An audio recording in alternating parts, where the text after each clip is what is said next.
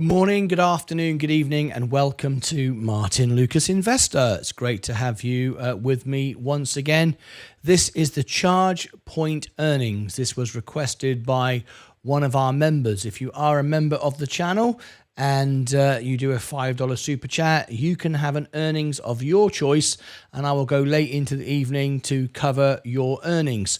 Now, it's a little while to go. The earnings isn't going to start yet. We will be getting the numbers any moment, but the earnings itself, the call, the presentation, won't happen for an hour and 15 minutes or so. So we're building up to it, and we're waiting for the figures to come in. And as soon as we get them, I will bring them to you and all the rest of it. But between now and then, we're going to do another review for our members, and this is another perk that members get. And if you're a member, you can do a super chat and you can book in a review. However, I'm asking no one to send me any super chats, any money, as I want to catch up with all the reviews before we do any more, because people have been waiting long enough, and I want to make sure that everyone has got their reviews before we take any more. Okay? So we're going to do another review in a few moments. We're going to do Hawaiian Electric for Robbie Cooper. That is the next one. So is Robbie in the show today? It doesn't look like he is. I'm here to learn how to lose my money. Nice one, fight. Jerry and Elba, are you here in the stream? No. Because before I start the earnings, I was hoping to answer your specific questions that you asked me. You sent me some messages, comments, and I wanted to answer them before I started the review. So I'm going to give it 1 minute, no more than that, and then I'm going to get straight onto the review, and then I'll be able to hopefully speak to you after the review. Everything went down. We were pumping VU today, or is it just World War III? Probably. A bit of both, really. A bit of both. Yeah, the markets are down again today. It's just a waiting game right now. This all makes sense. We've got the FOMC, which we're calling the Nvidia day, just round the corner. Markets are going to go sideways for a while. With the S&P is going to go up 3x by the end of the decade. We know that Nvidia is going to do well, but between now and the FOMC report, we're just a cattle market trading up and down. It's for traders, not for investors now. This is not, you don't want to be chasing this. It's too small gains. It's not really anything. It's just up and down, up and down. It's completely pointless. You end up chasing the stock if you're not careful, and you constantly lose. You'll gain on it one day and lose it on the next. Just wait. Just have patience. What you should be doing now is getting busy earning money in the old-fashioned way, just by doing a job or running a business or whatever, to bring down your margin, or get cash ready. That's what you should be doing right now. Okay, so good morning, good afternoon, Frederick. How are you? The market is a disaster. I will buy the dips, but still lucky that I have margin. Yes, just be careful though. Don't over margin yourself. Nice one, fight. Everything went down. We were pumping. Hello, everyone. Mike, DJ Hayes. Hi, everyone. 1 month badge now. Mike will be 3 years soon. Can you believe it? Right. So one final shout out for Jerry and Elba. No, I don't see Jerry. Okay. What about Skittles? The infamous Skittles. No, I've not had a response to the membership video. I put a video out earlier, and unfortunately it hasn't been picked up. So I just have to move on. It's frustrating, but it is what it is. And we're just going to have to move on now. And that's just the way it goes. Right. So we have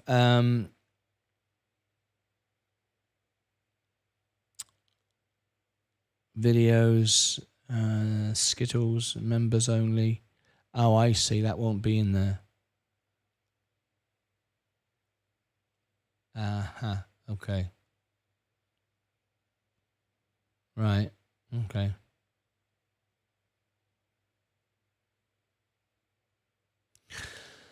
Okay, right, let's make a start then. So if you've just tuned in, well, this is the ChargePoint earnings. The ChargePoint earnings starts.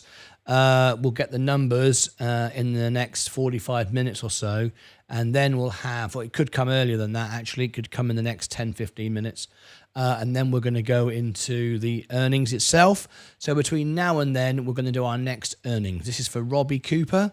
Robbie Cooper, are you in the house today? Robbie? No. And one final shout out for Jerry and Alba. No? Okay, let's make a start. I wanted to answer their questions for them. I'll do that in a moment when they come back in. But let's make a start.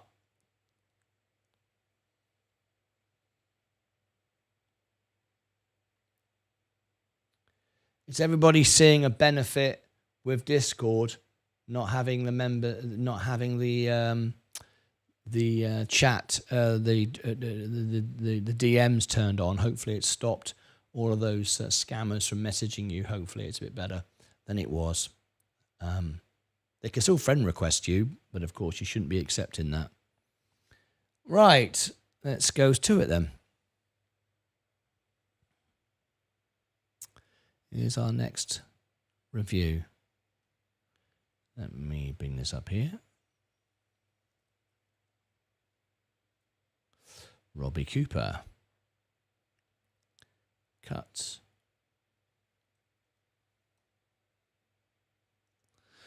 Robbie Cooper, and the time is 6:51. 7 minutes. Okay, so if you've just tuned in, we've got the ChargePoint earnings coming up shortly. Just going to do a review first of all, and if we do get Jerry and Alba, Robbie Cooper or Skittles in, let me know, and I will message them at the end and speak to them directly at the end of this review. But first of all, we're going to go into our next review. Here we go.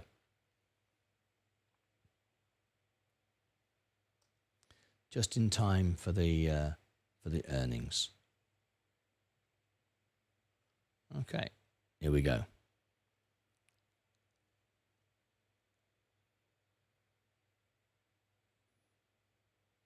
Yes, I use it all the time. I use stock lending all the time. It's basically being a bank, lending people money. You're just lending them stocks, yes. I will actually explain how it works from experience at the end of this video, but I'm going to start it now. Okay.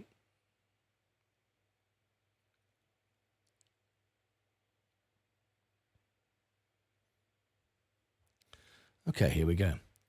Time for another stock review. This time we are talking Hawaiian Electric, ticker symbol HE. He. That's easy, isn't it?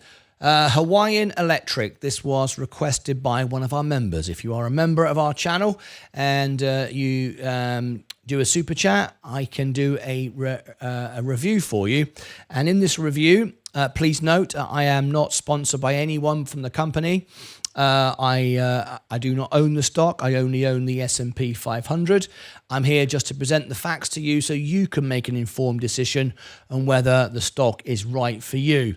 During this review, you might like to tap the like button and consider subscribing, because I'm going to share with you all of the following.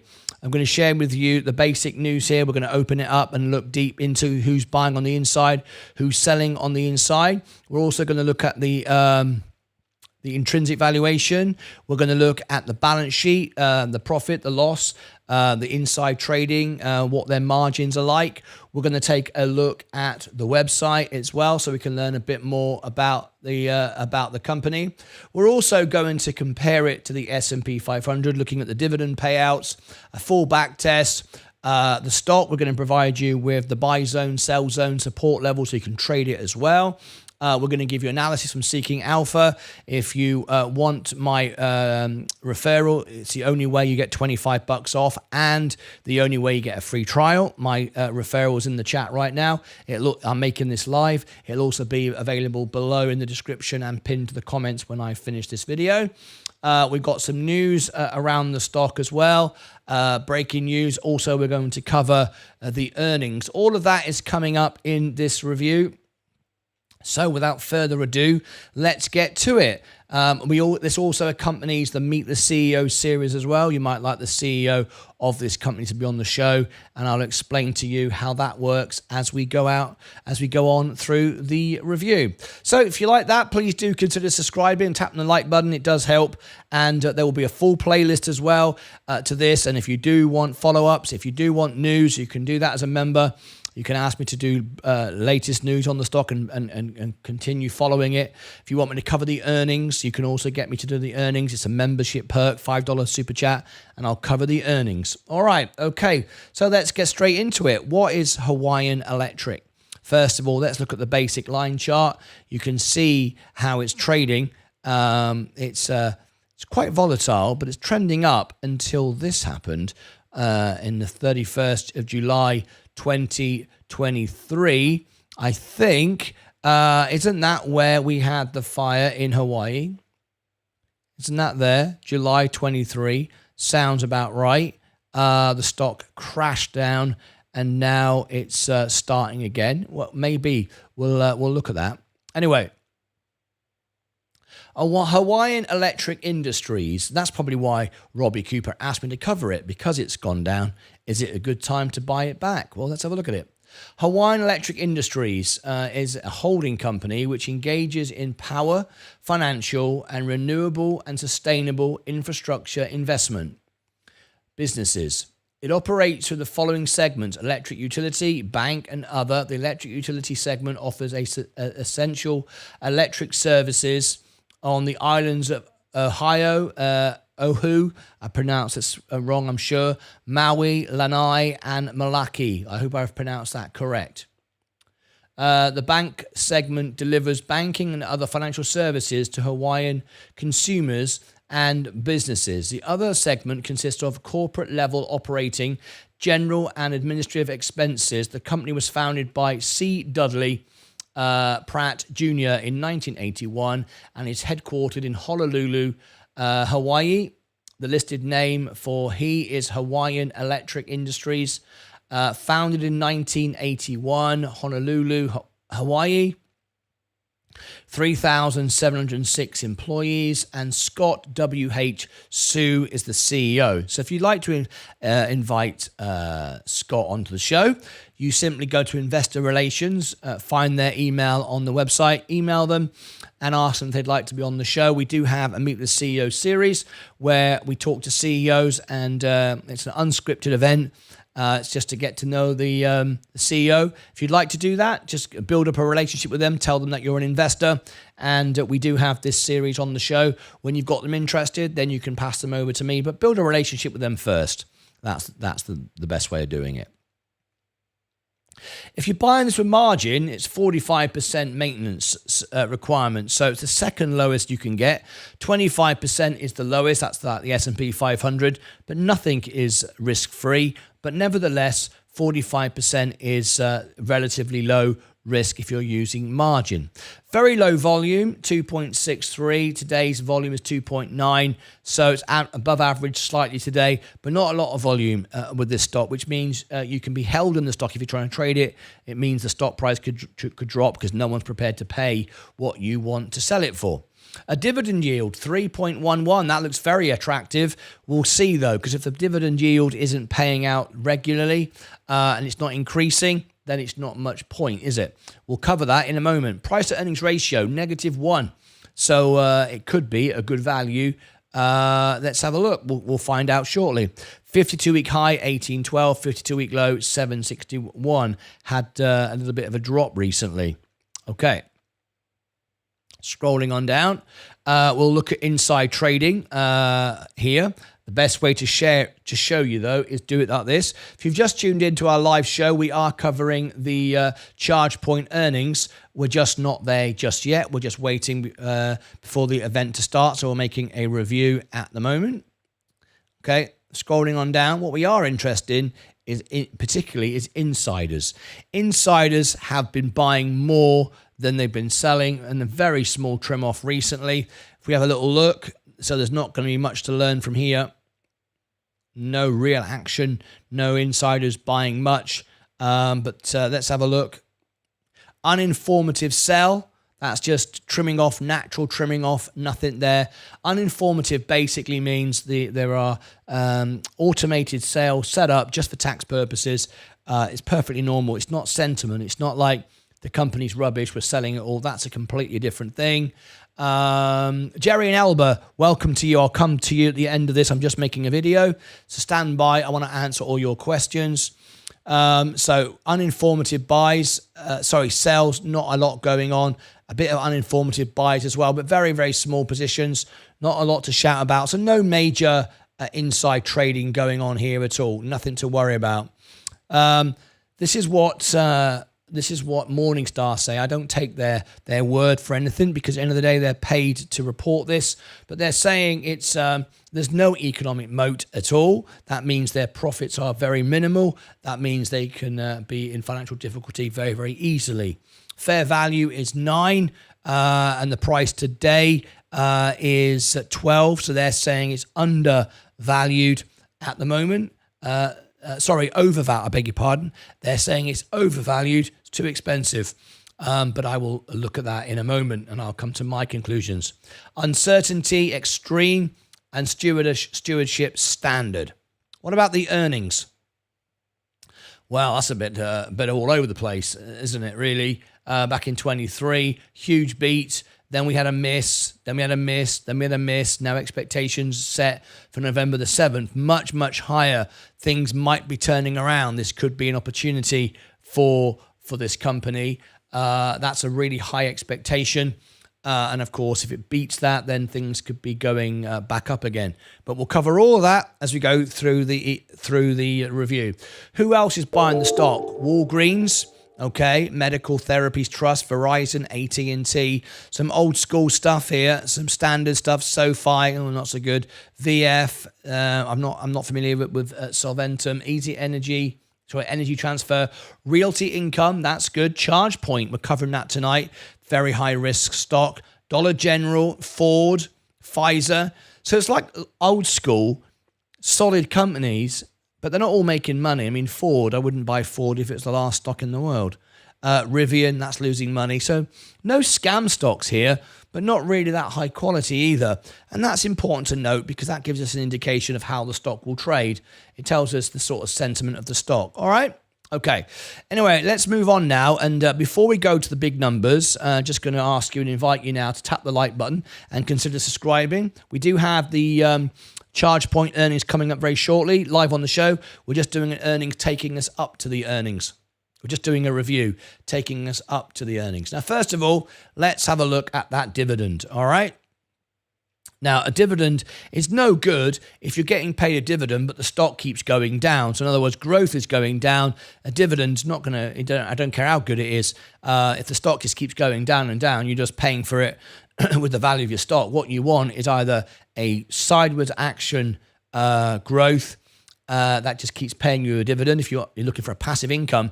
But passive income is only really relevant if you're at retirement age. You don't really, I know Fight Channel loves his passive income, but for me, I want growth until I need the money. Let the money sit in the stock. I don't need dividend payouts. So for me, it's all about the growth. If you can get growth and dividends, that's great. But anyway, let's look at it. We'll go back to 2012, 31 cents. Now, what we want to see is payout every quarter. You can see it's every quarter. We want to see payouts regularly and increasing. We don't want to miss. Be interesting to see when we get to the 23. Wasn't that when they had the big fire in Hawaii? That's when the stock dropped off, I think. Let's have a look. 31, 31, 31, 31, 31, 31, 31. Bit like a horse race, right? Bit like an auction. 31, 31, 31, 31, 31, 31, 32, 32, 32, 32, 33, 33, 34, 34, 35, 36, 36, 36. Very, very nice indeed. Paid out all the way through until September 23. Then it stopped.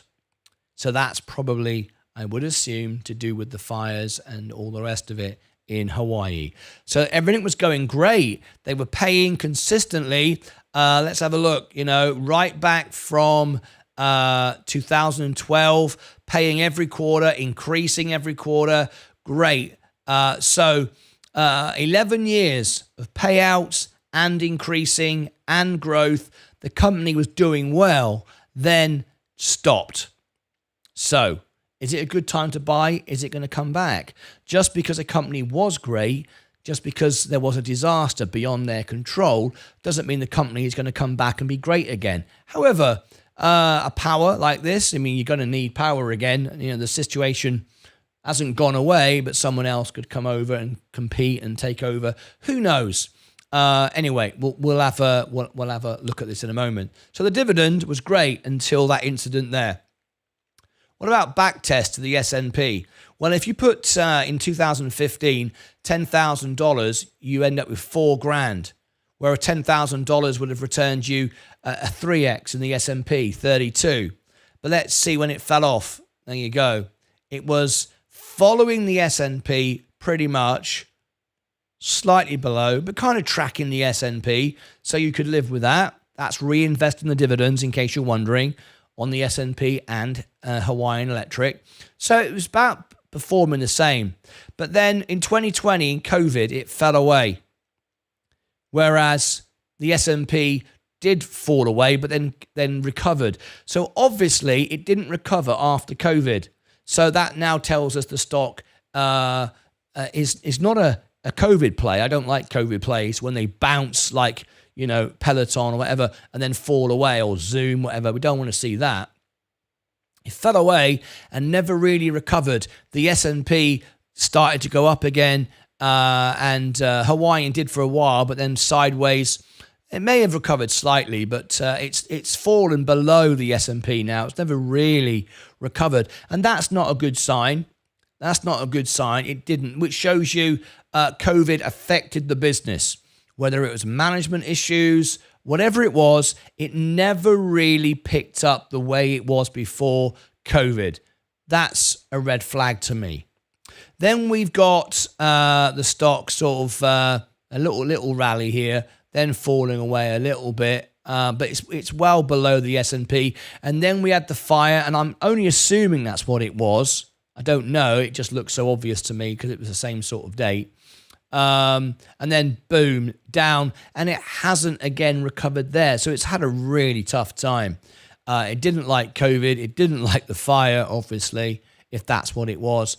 So it's not looking good. It's not looking like it's good now, but we need to cover we'll come to the numbers in a moment, and then we'll know more about it. So anyway, if you are just tuning in, we are covering the earnings for ChargePoint shortly. We're just doing a review before that of Hawaiian Electric. Please tap the like button, consider subscribing. We're making a video which will go out later. So welcome to the show if you are watching us live now. All right, let's cover the next part of the story. Now, if you want the buy zone, sell zone support levels, we can provide that for our members. Once you've watched this video live now, or when it's got published later on, you might like to join Sensei on Sunday, who will show you all the buy zone, sell zone support levels here, so you can trade the stock. He takes care of all the technical stuff every Sunday, 3 p.m. Central Time on this channel. If you are a member and our Sensei, he'll do you a chart completely free of charge. It's what we do for our members. Very, very nice indeed. All right, so that's how you get that.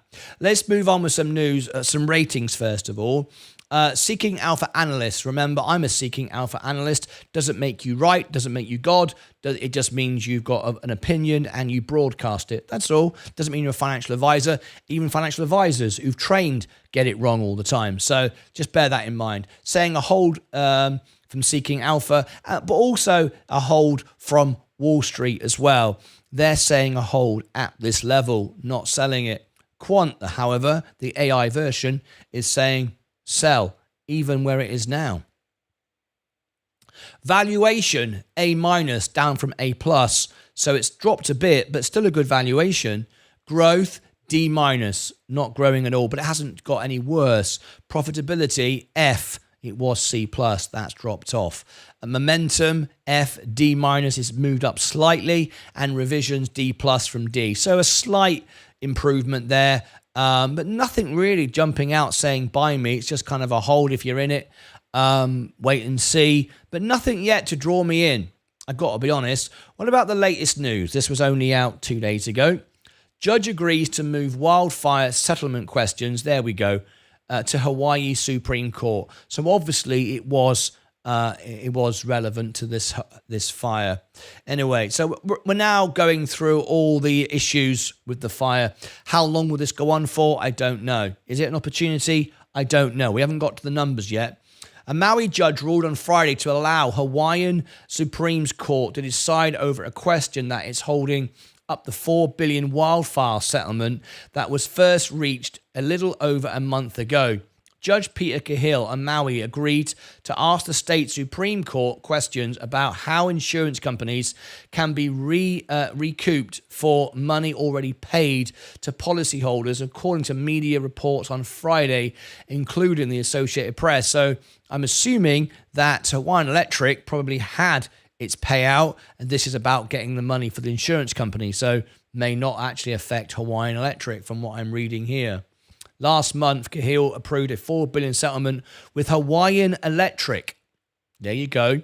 Last month, Cahill approved a $5 billion settlement with Hawaiian Electric. So that's just happened. So, that could be very helpful to Hawaiian Electric and 6 other defendants that would resolve lawsuits from hundreds of victims in the Maui wildfires last year. Hawaii Electric will pay about $2 billion of the settlement, the utility said last month. Okay, this is Hawaiian Electric paying out money. Okay, but their insurance has covered it. Okay, so I guess this is them paying out to their customers, lack of power, yada, yada, yada, all the rest of it.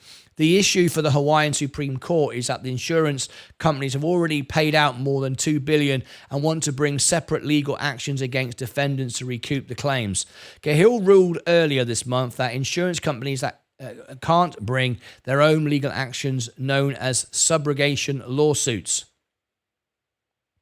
Last month, Wells Fargo upgraded Hawaiian Electric to equal weight from underweight, writing that there's a high probability that a wildfire settlement moves forward in the coming weeks. Okay, that's good news. The Wells Fargo analyst wrote that the insurers may be willing to settle for $1 billion to $1.2 billion, or 30 to 35% of $3.3 billion estimated insured claims, compared to $600 million reportedly offered initially. Okay, all right, so a mixed bag there. Let's read our next bit of news. Hawaiian Electric raised at Wells Fargo with wildfire settlement likely moving forward. So that's what we just spoke to. It looks like Wells Fargo Electric raised. Hawaiian Electric raised at Wells Fargo. So they're raising their sentiment. We don't need to read any more of that. What about their earnings? This is August 9th, just gone. They missed 44 was what it was, and it was a miss by 0.05. Gap down $11.74, miss by $12.23. That's the EPS. So quite a miss there. I think we shared that a few moments ago, didn't we? On the yes, we did. We shared with you that the miss was quite significant, but now we're getting a much better estimate. Is this an opportunity? Well, obviously things are moving forward with the legal side of things. The earnings expectation is greatly improved, more than it's been over a year. But let's get through to the business side of things and see how much money they've got, and then perhaps we can decide whether it's a business to invest in or not. All right? Okay. Let's have a quick look at the website. I think this tells you a bit about the business. Nothing too much, really, we really want to talk about. But this is their mission statement. Together we build a better Hawaii. Inspired by an enlightened king more than a century ago, Hawaii was an early adopter of electricity to light homes and power industry. The ingenuity in creating and delivering power on these isolated islands is a unique story of innovation, connectivity, and progressive thinking that continues today. Hawaiian Electric serves 95% of Hawaii's 1.4 million residents on the islands of Oahu. Sorry if I pronounced that correctly. Maui, Hawaii, Lanai, and Molokai. Established in 1891. So it's the leader, obviously. It's the dominant force there. Hawaiian Electric is committed to empowering its customers and communities by providing affordable, reliable, clean, and sustainable energy. All right, great. Let's now go and look at the business. Let's see how it's faring. All right, let's see if it can survive this. So if you like this content, please do consider tapping the like button and subscribing to the channel. We are in the middle of a live stream. We are covering the earnings in a moment for ChargePoint. We're just doing a review live for one of our members that requested it. All right, so let's get straight into it. Now we're going to look at the value. Right now it's $12.09. Is it undervalued? Well, let's have a look. Morningstar are suggesting that the fair value, if we scroll down here, is $9. Fair value is $9. So they're saying it's overvalued at the moment. It's too expensive. All right. Well, let's see what we have here. I don't take their valuations at all. They're just paid to say all kinds of stuff, and I don't really find it much use. All right. So intrinsic valuation, which is reliable, nothing wrong with this. We've got no warnings today on this one. It's worth $47.62. Undervalued that thereby by 75%. Best case scenario, 81%. Worst case scenario, 69%. Well, this court case gets finished. Things could move up. Of course, their earnings expected to, massively improve. So maybe this is a good time to buy the stock. But let's go down. How well funded is this business? Let's have a look. Scrolling on down. Let's have a look. Okay, here we go. The last reported earnings was in June of 29, June 29th. Okay, great. July, August, September, and then we get the next earnings in October, November. So our last earnings was was flat from the previous earnings. It has been coming down, but now we're expecting things to improve. So earnings going up, litigation getting resolved. This doesn't have a S curve. This isn't a new business. It's an established business. It's just getting back to business as usual.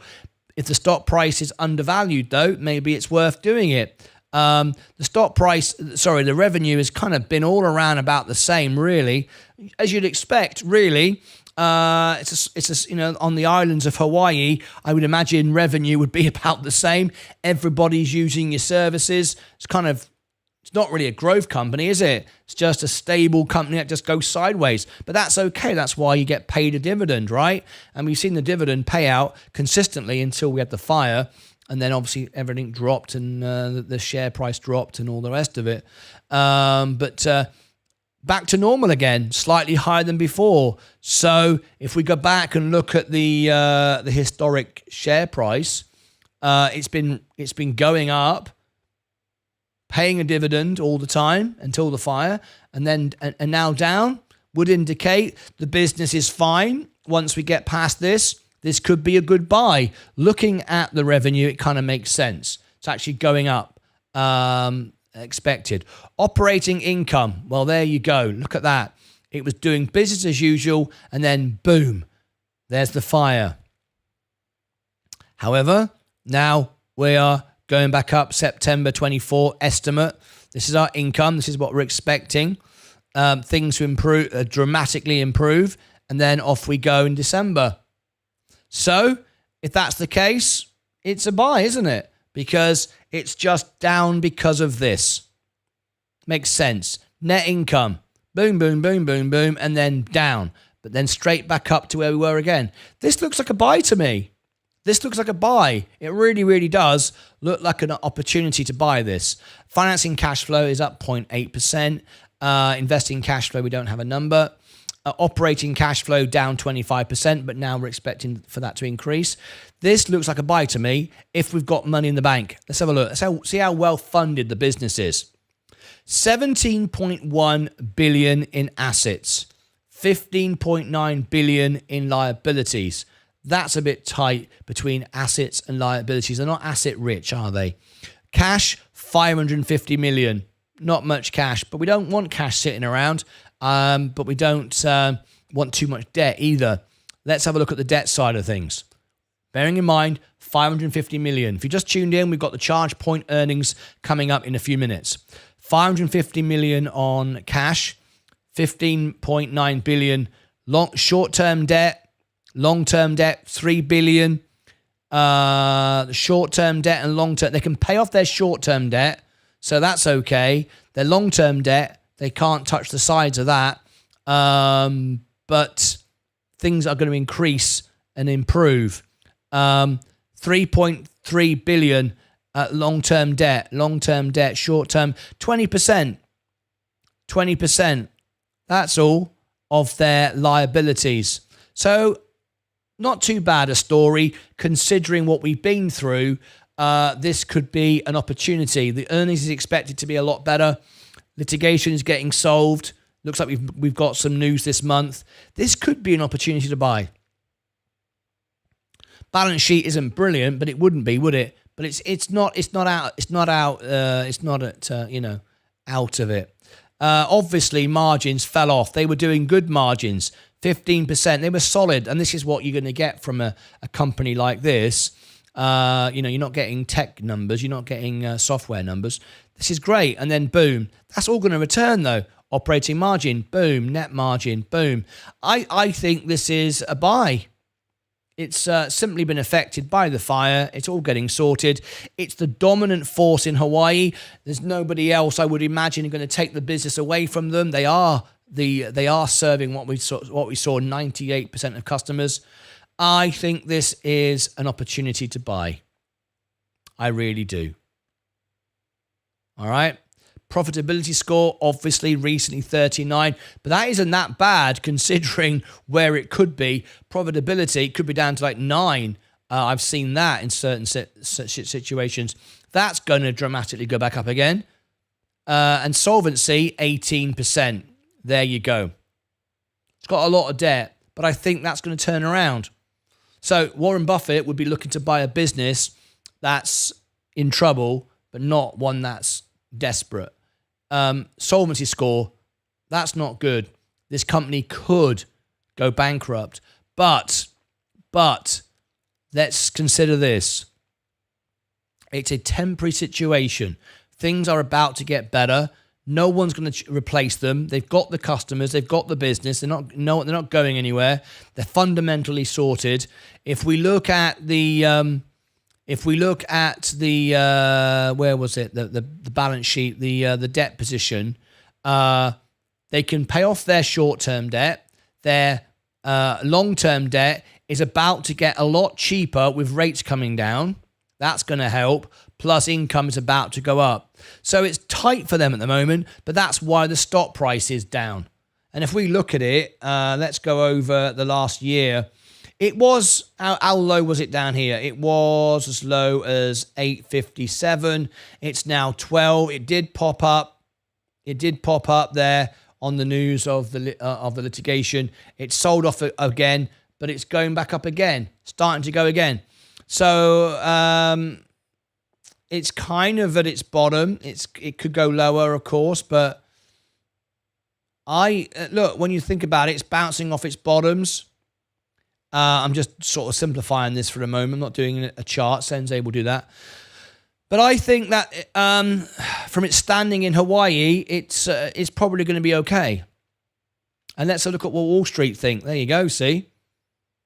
Wall Street agree with me. 17% worst case scenario, 27% average, 39% best. Wall Street agree with me. And honestly, I didn't see that before I got there. But I agree, 100%. This is an opportunity, definitely. Definitely. Now, what about short interest? 24% short. 24% short. So that is very much in a short squeeze territory. And we do have good news now. This could short squeeze. We get that litigation sorted out.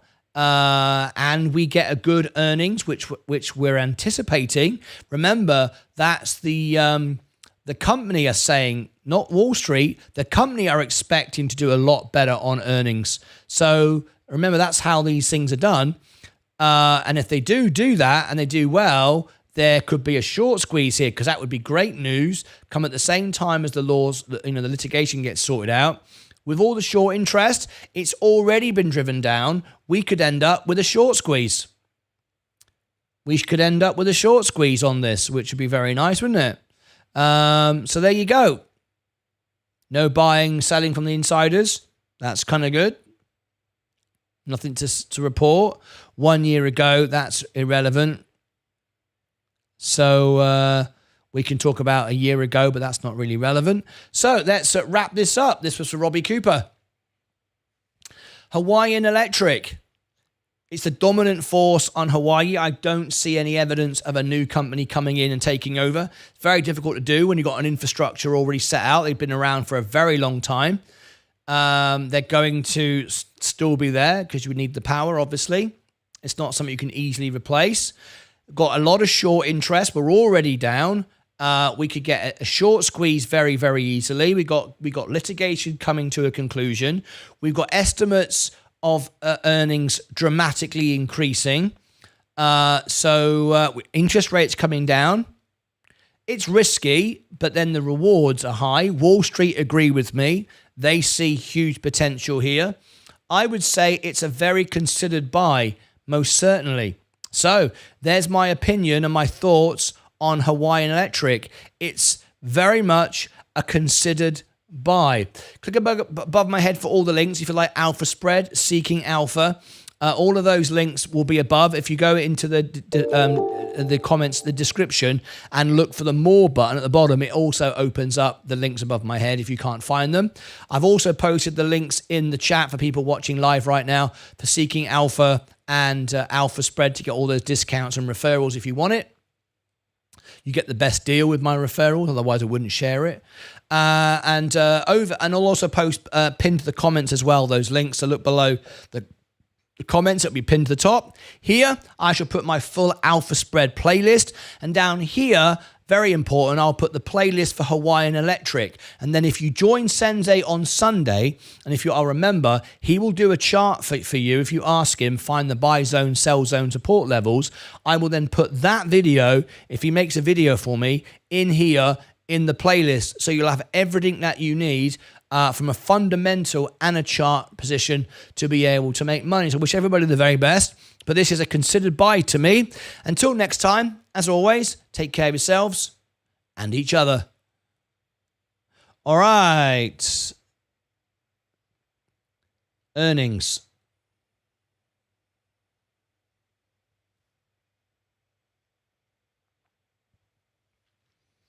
Okay. Now then, we've got earnings any moment now. In fact, we probably already have the numbers released. Let me have a look. ChargePoint. Stocks rallying now. I don't have it coming through yet. Right, ChargePoint is earnings in a few moments on the bell. We're going to ring the bell and then we'll go straight into the earnings and then it will be available as its own video later on. Let's do the questions. So, Jerry and Elba Are you here? Is Skittles here? Skittles, I've been trying to get hold of you all day. You've become very difficult to work with, but there you go. Skittles is not here. It's a great shame.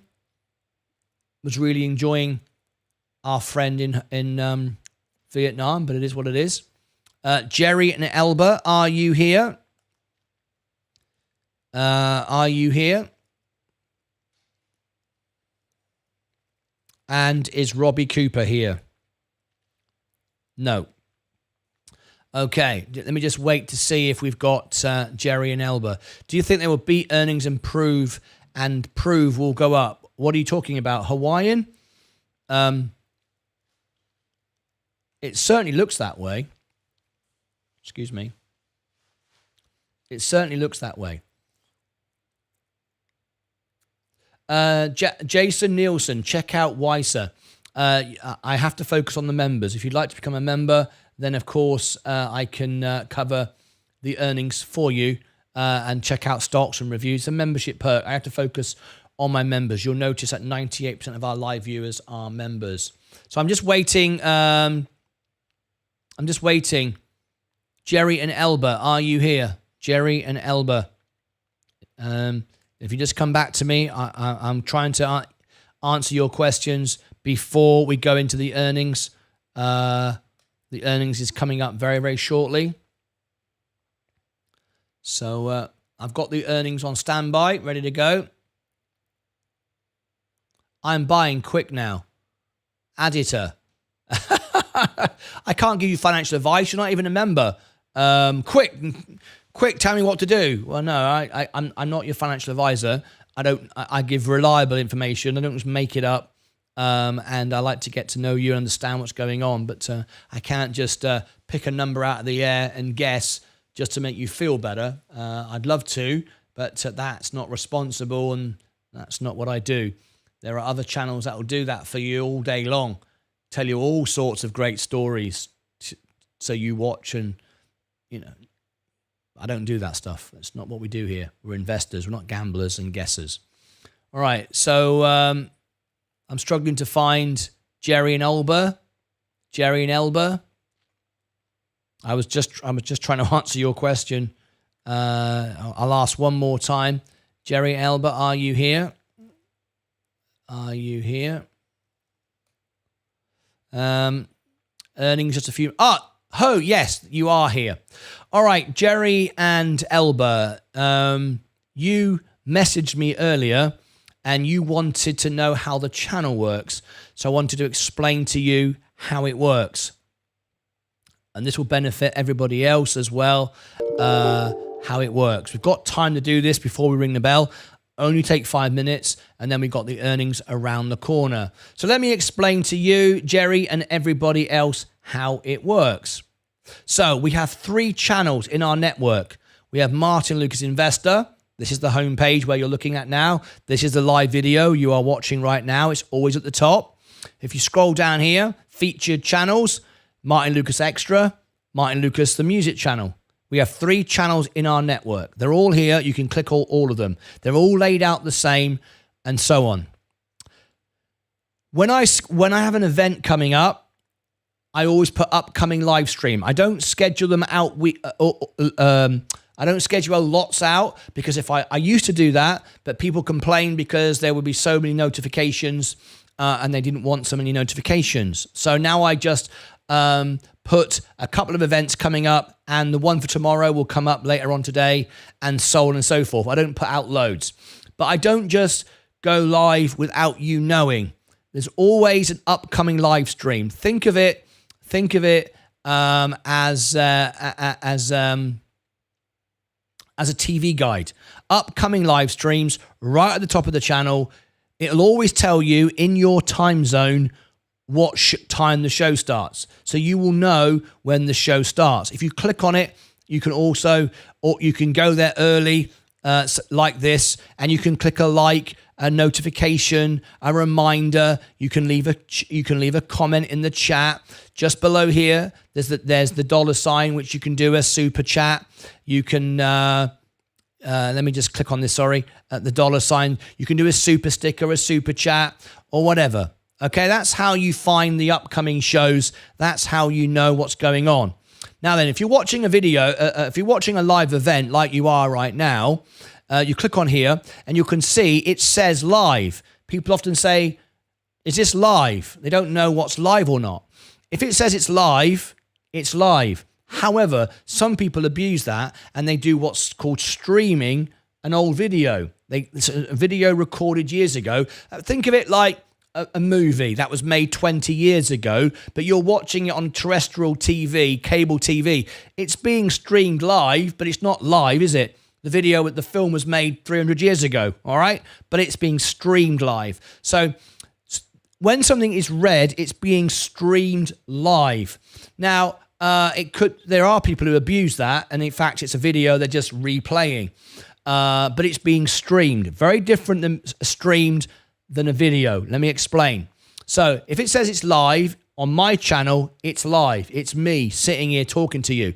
That's why I share the clock. Can you see my clock just over here? I always share my clock. I always answer you. I speak to you. And it says it's live. So unless you're scamming it, it's live.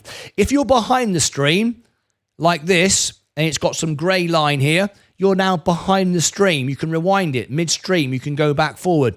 If you click live, it'll bring you live again up to 30 seconds. If you click the cogs just here, you can go to speed. You can also change the quality of the video so you can get much higher quality. I actually broadcast in Ultra HD, virtually 4K, which you can select and you'll get a better quality. You may not have done that because you can actually watch me on big screen TVs with surround sound. It looks great. You shouldn't watch on a phone. Watch on your TV. It's much, much better. That's how I broadcast it in that quality. So all you do is select the cogs and select the quality, and you can choose a much better resolution, and you'll notice the detail is dramatically improved. It may not have done that automatically because of your internet. It might have just chosen a lower one. Doesn't mean to say you can't get it. Now then, you can also click here, CC. I always include translations. I always include translations so you can get it in English, and later on it'll be available in other languages. Also here on the cogs, you can click playback speed, press 2, and it will bring you up to date. So now you'll be within 10 seconds of me being live. Always include translations so you can get it in English, and later on it'll be available in other languages. Also here, all right, that way you keep up to date. You're only a few seconds, literally about 5 to 10 seconds behind me. That's how that works. Now that's the live shows, okay? So if you look on the homepage again, if I come back to the live shows, once the live stream is finished, upcoming live streams, it will go down here into past live streams. This was this morning's show, and it tells you because it's past live streams. I was live this morning. I never delete videos, and it tells you streamed 4 hours ago. It tells you. And if you've got a red line all the way through, that means you watched it all the way through. If you've got a red line and then grey, it means you've watched part of the live stream. Okay? You can replay the live stream at any point. At the bottom of the channel, we also have the shorts. I make these because some people just want a 10-second headline. I make these from the videos. If you want just a short, you can. Community clips. This is where people clip parts from the show. Now, Rick McGrath, he clipped a part of the Fed report. What did he do? Let's have a look. This is what he did. Customers certify their tax directly after signing up for an account. That's correct. Rick McGrath donated $10 through a super chat. There you go. Good morning, Martin. I Rick sent you a McGrath message did on that. Discord, Obviously, he wanted to have a reminder of the show, and you can do that. Your favorite parts at the bottom, top community clips. You can clip your favorite bits. How do you do that? Well, if you look at the live stream where you are right now, underneath the video is a pair of scissors called clip. You can clip it, name it, own it. That's when we do birthdays. I do birthdays for you live in the show. You get to keep your video because you clip it, save it, name it. So you can go Jerry and Olber happy birthday. That's one of the perks you get, and you can keep it. You can share that link, and it's just that section of the video. You own it. Under the video, you've got the shop. You can go into my shop at any point and you can see all my merchandise. If you click on any one of these things, it opens up the shop. That's also below the video. If that gets in your way, some people say to me, can you turn off the shop and don't sell stuff? Well, no, because it's my business. What you can do is you can click dismiss. Now it's gone. All right, but it's still there if you click shop. If you click the share button, you can share it onto your social media. You can text it, email it. This is the link to the video. All right, that's what that's for. There's the like and all there. There's the down like. Okay, what else can I tell you about it? Underneath the video, you've got the information, which is called the description. You click the more button and you've got all the links in the video. If you scroll to the bottom, you've got you remember I talk about all the links. These are all the links: TikTok, Twitter, Instagram, Facebook. There's all the links down there. There are no click above my head links because this is live at the moment. This is live. Okay. What you can do is just click show less. And it shows less, and you're back up there again. That's where you leave comments. You can sort them by top and newest if you want to leave a comment. If you do a super thanks, that's where you do a comment with a tip. I then can pin it to the top and thank you. It also promotes the video. When you're watching the show, and close that back down, you've got a different way to look at the live chat. You can go top chat, live chat, so it shows you all the chat. You can do fan funding, so you can see who's tipped and all the rest of it. If you don't want to see certain people, you can right click and hide certain people by clicking the three dots at the side. So if you just want to see half the people in the chat, it's too busy for you, you can just hide a few people. That way you can see just the things you want. Back here to the main chat. I've got another 3 minutes to go. Underneath the upcoming live streams and what's live right now, there's live what's now as well. There's the featured channels, my other channels and my sponsors. This is our most popular playlist. That's why it's here. The Alpha Spread playlist. You can play all. You can see all the reviews I've done for all the stocks. This is another playlist here, investing on the stock market, the basics of investing. Members only videos. So members see their own videos here that only members get to see. These are my silver members and upwards. Videos, past live streams. I've explained all of that. But at the top, you can do it here as well. You can click on videos and see all the videos. You can sort by popular or latest or whatever. Across the top, you've got the live, the shorts, the podcast. My video goes out as a radio as well. All the different playlists. Now, there's a lot of playlists here. So what you can do is go over here and you can sort by newest. Day added newest. So there you go. I've just done a Salesforce analysis. That's gone into the playlist. So it's sorted by the most recent updates to those playlists. All right. The community is like our social platform where I leave questions and polls and questionnaires and stuff like that. It's like my little news tab where I communicate with all of my members.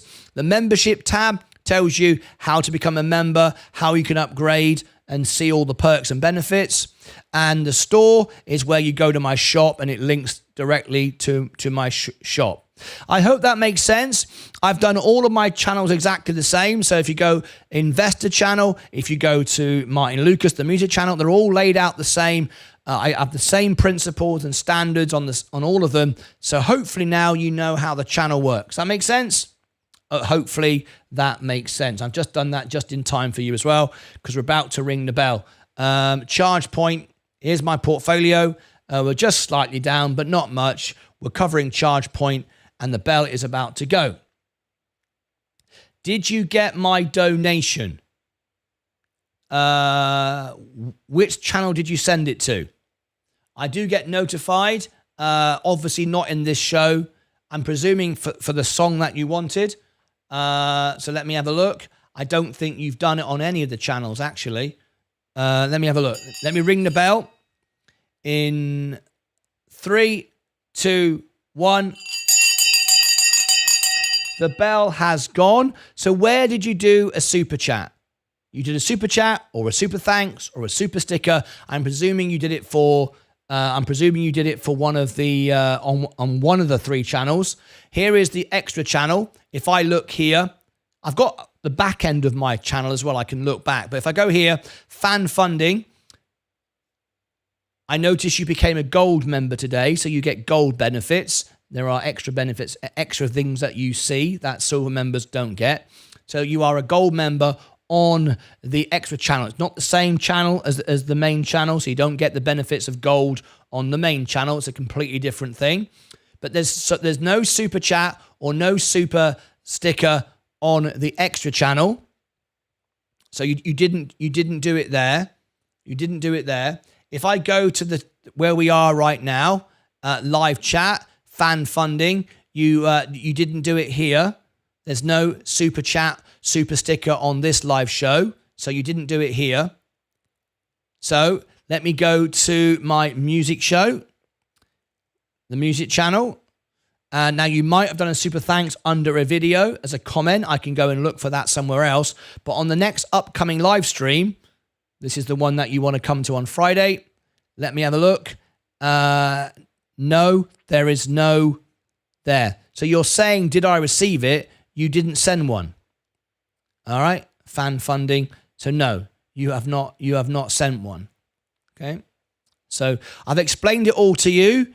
You haven't done a super chat or a super sticker or anything like that. There's one final place I can look, but I already know you haven't. But if I look over here, I can look at my comments for all 3 channels, and I search by members. You are a member, and there are no comments held for preview. This is what for review. This is what I was saying earlier, and there are none. So there are no super chats. There are no super thanks. I can also turned off. I haven't responded just in case to double check, and I still see no super chats there. So no, I didn't. Response status, I haven't responded. Back to there. There we go. All right. Hopefully by now you understand how everything works. Yes. You're saying yes. I don't know what yes means. Let me read the comments. NeoMedia earnings tomorrow are going to cover up. We can cover the earnings if you are a member of our channel and you do a $5 super chat. We can do 4 earnings a day. No one has requested any earnings for tomorrow yet. Super chat. No, you haven't. You haven't done a super chat. You haven't done a super chat. All right.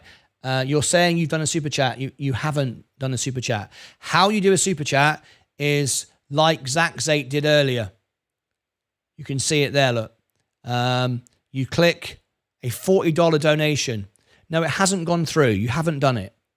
100%. 100%. You never completed it. You may have started it, but you've never completed it. What you do is you simply click there, super chat, select whatever you want, and send. And it will appear right there. Okay? But no, you haven't done a super chat. Honestly, you can check your credit card details. There's no super chat. You've not been charged anywhere. I've never had a super chat get lost or not happen. It comes up live. I get notified lots of ways, and I reply back to all members. But I can assure you, you haven't done it. And if you'd like to test that, you can do a $1 now, and 99 cents, and you'll see how it works. And then you'll see. All right. Anyway, we've got the earnings now for ChargePoint coming up. We're just moments away. This is ChargePoint. Get ready for ChargePoint. Let's see if they've beaten on earnings. Let's refresh the screen.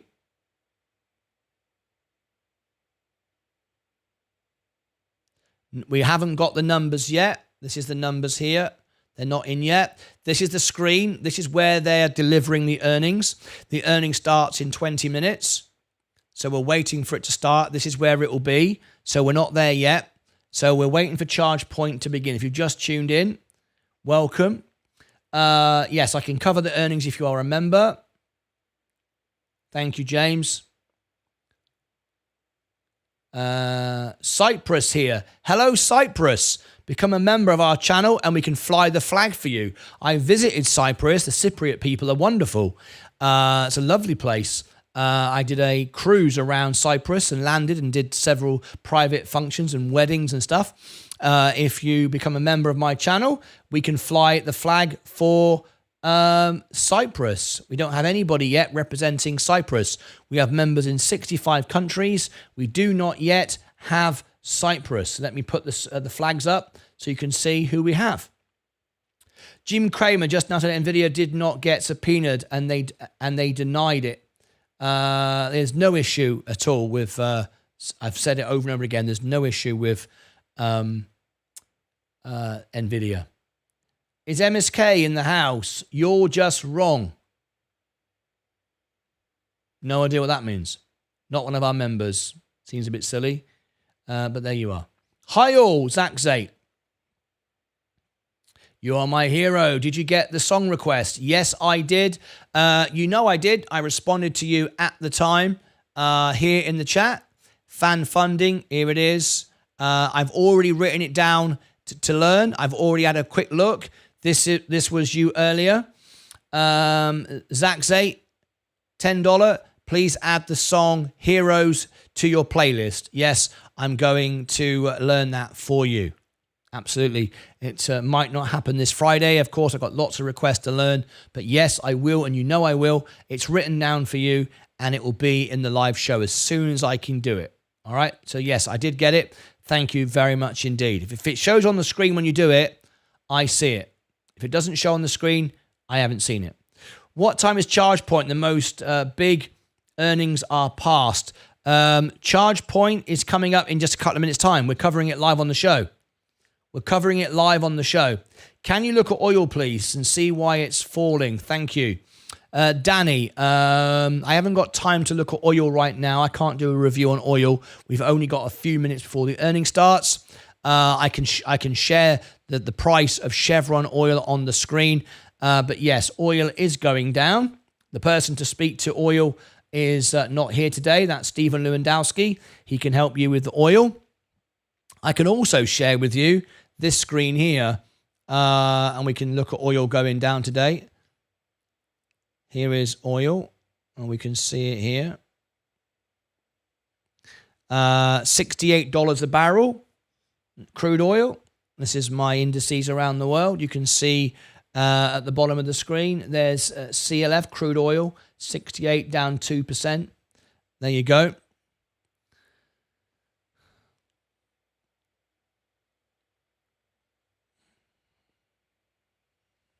Okay. It was sent Google Pay. Was sent on Google Pay. Well, that's not a super chat. You've just done something manually. Did you not do a super chat? You just sent me a Google Pay. Well, that's nothing to do with YouTube. That's a completely different thing. Let me have a look.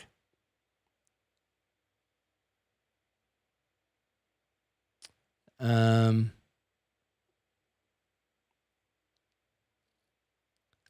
not even signed into that. I don't even use that. I'm just having a look now.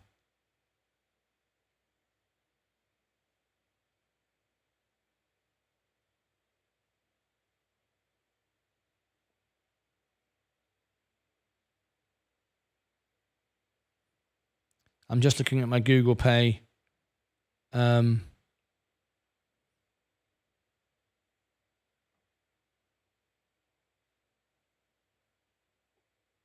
I never even use this.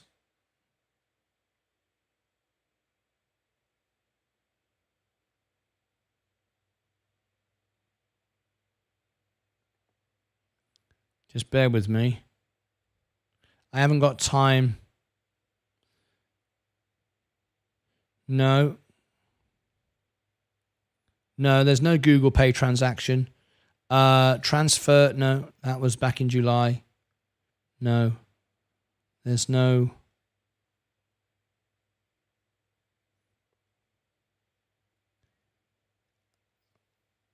Yeah. Google Pay balance is 0. I could share it on the screen, but it will share with you my credit card details, so I can't do that. But no. So you may have used Google Pay, but it hasn't verified, it hasn't worked, it hasn't gone through. It would say the super chat would be on the screen, and there is no super chat. I can assure you there's no super chat. Rick McGrath donated $2 through a super chat. There you go. This is what happens when a super chat goes through. There you go. That's what a super chat looks like. There are many forms of payment that you can link to Google. I don't know what you're doing. You can use credit card, debit card, bank accounts. I mean, Google Pay, I didn't even know you could do that, but it makes kind of sense that you can. But yeah, no, there is no super thanks. There's no super chats anywhere.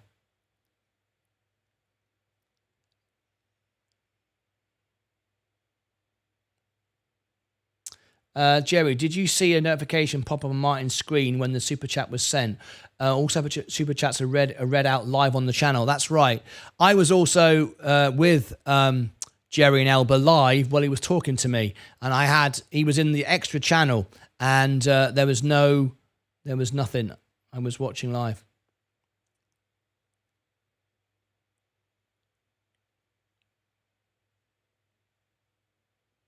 Is there a way we can send you money and you get it all? I don't like to pay YouTube for your entertainment. It's not. It's a tiny little bit. Don't worry about that. There are ways, but this is the best way for you. It's the most easiest way, secure way. It's the best way for you. So don't worry that I pay a commission to YouTube. It doesn't matter. It promotes the channel. We're waiting for the earnings to start. We're getting a big drop now on the price. Let's have a look. ChargePoint. Are we getting the earnings through? Still not showing. Let me go back to ChargePoint. CHPT. The earning starts in 15 minutes. Earnings. Oh, here we. That's June the 5th. No, we don't have the number yet. No, not yet. We don't have the number yet, but it has dropped. Yes, ChargePoint is dropping. You're absolutely right. Dropping dramatically. We've got 15 minutes before the earnings call begins. This is the event. In the next minute, this will refresh. 15 minutes before the call, it'll refresh. It'll come back to this. This screen will change in 1 minute. Absolutely no point me refreshing it now. Nothing happens. See? Nothing happens until it's 15 minutes before. But ChargePoint, as you can see, massive drop. Nearly 11% today. Huge drop. 151. Not good at all. There you go. There you go. That's how it works. I will learn that for you. Right, I've got a special folder for that. Let me open that up now. Notes. Songs. And I'm going to write down here for you. So you can see me do it. This is my little folder. Right here, look. And this is Life is but a dream. Thank you for that $30 super chat. I will get to that as soon as possible.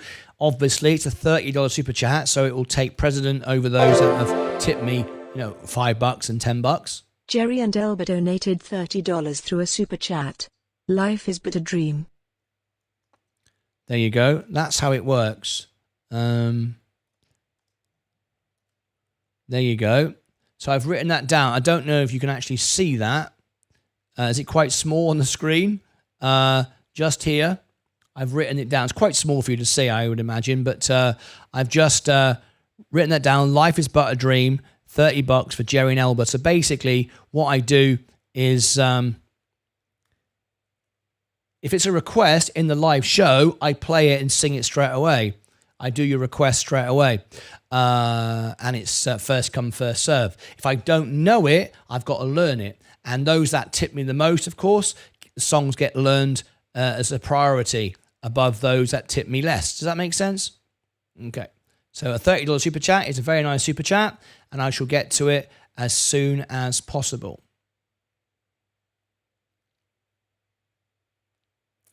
Right. Let's read this now.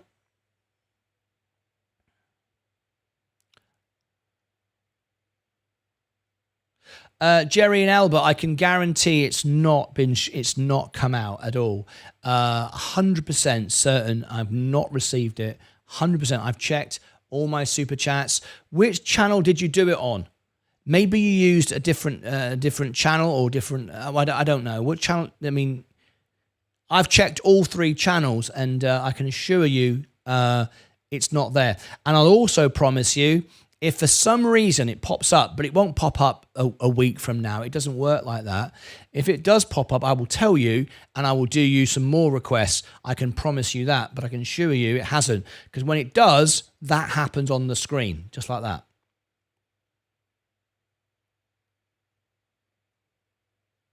ChargePoint is 14 minutes to go. Let me go back to the main screen.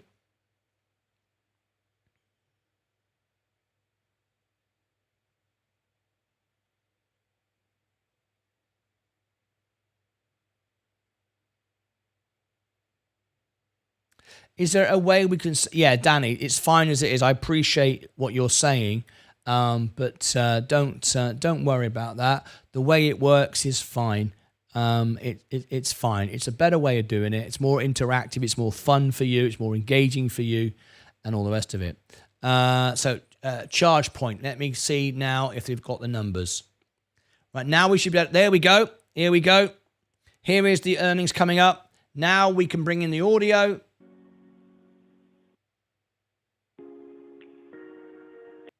Okay, let me turn it up a bit. All right, here we go. Okay, so 1, 2, we're all good. Yep, there it is.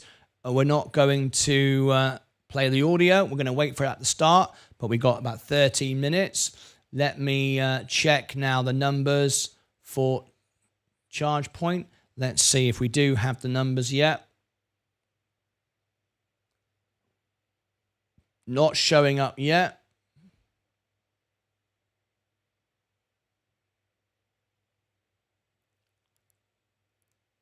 Not showing up yet. And on my Seeking Alpha. Oh, here we go. Here we go. We've got the numbers. ChargePoint Holdings, GAAP EPS of 16 in line, revenue of 109 million, misses by 4.48 million. So ChargePoint Q2 GAAP EPS of negative 16 in line, revenue of 109, down 27.6, misses by 4.4 million. So no, it's quite a drop. There you go. There's the numbers. Let's go back to here and do the earnings.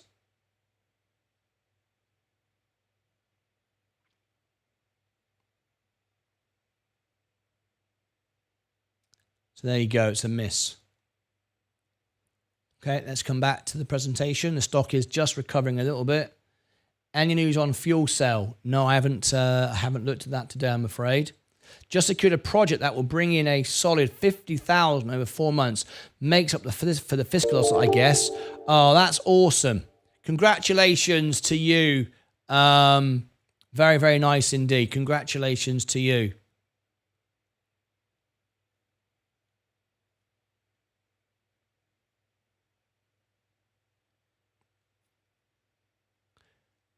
Someone's asking about the earnings call.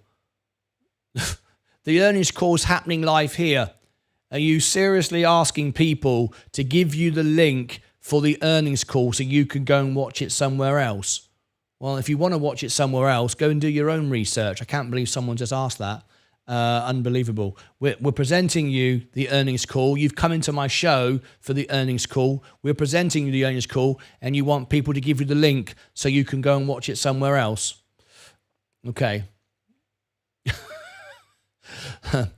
Okay. Man walks into an Apple store. Excuse me, can someone tell me where I can buy an iPhone somewhere else, but not an Apple store? Yeah, the bloke outside sells them at the back of his lorry. Oh, thank you very much. I'll go and see him then. Yeah, flipping heck. Good work, Jerry and Elba. This is how I sent it. Well, honestly, it hasn't come through. We've had people say this to me before, and you will find out in a couple of days. You'll say to me, oh, it didn't go through. I see it didn't. That's what you'll say. I can assure you, I'm not in the business of trying to take $20 off anybody. It comes on the screen and it didn't. And I've checked it and I've double checked it. I can assure you I haven't got it. If I had, I would tell you. There's nothing more I can say. I can assure you I haven't got it.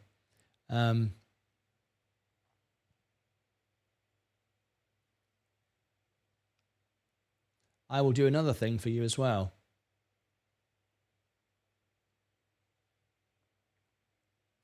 Right, this is another thing, just so I can show you. I've now just set this to be all comments by everyone, no restrictions, no replied, not replied, members, non-members, just from super thanks, super chats, anything at all. And as you can see, 2 days ago, these are the chats these are the super thanks that this channel has had. You can see you're not there. So I wish I could do more, but I can't. All right, I've done everything I can now.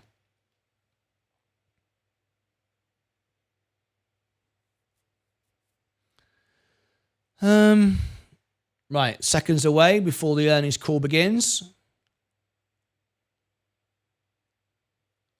There we go. There's the earnings call on the screen. Hydro Hustle Nursery, wrong. No idea what that means. I answer everyone's questions, but I don't understand when people say things that don't make any sense. MSK, good work. Bill's here!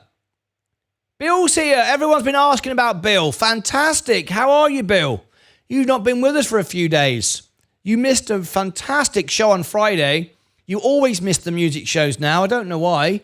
We had the best ever music show. We had lots of people calling in. Vanessa was crying. She was singing along. She was crying. She got very emotional. Bill, you missed that. You missed our big event. We had 38,000 people for our biggest ever show for the NVIDIA earnings. You missed that. Where have you been? I hope you're well. People have been asking after you, going, where's Bill? And there he is. Leah asked me last night. She said, have you heard from Bill? Excuse me a second. I said to Leah, no, I've not heard from Bill for ages. We've got 5 minutes to go before the earnings continues. I need any help. Yes. Bill and Starbuck, good evening. Yes. Yeah, there you go. MSK, my daughter wants to get in touch with you about your job and her degree. There you go. Some point.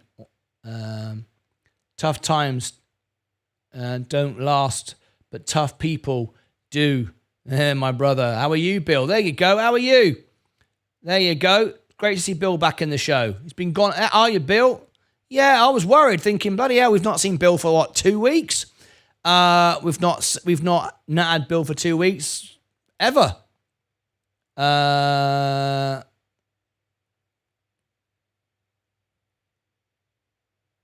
Stacy, no mug yet. Was Stacy?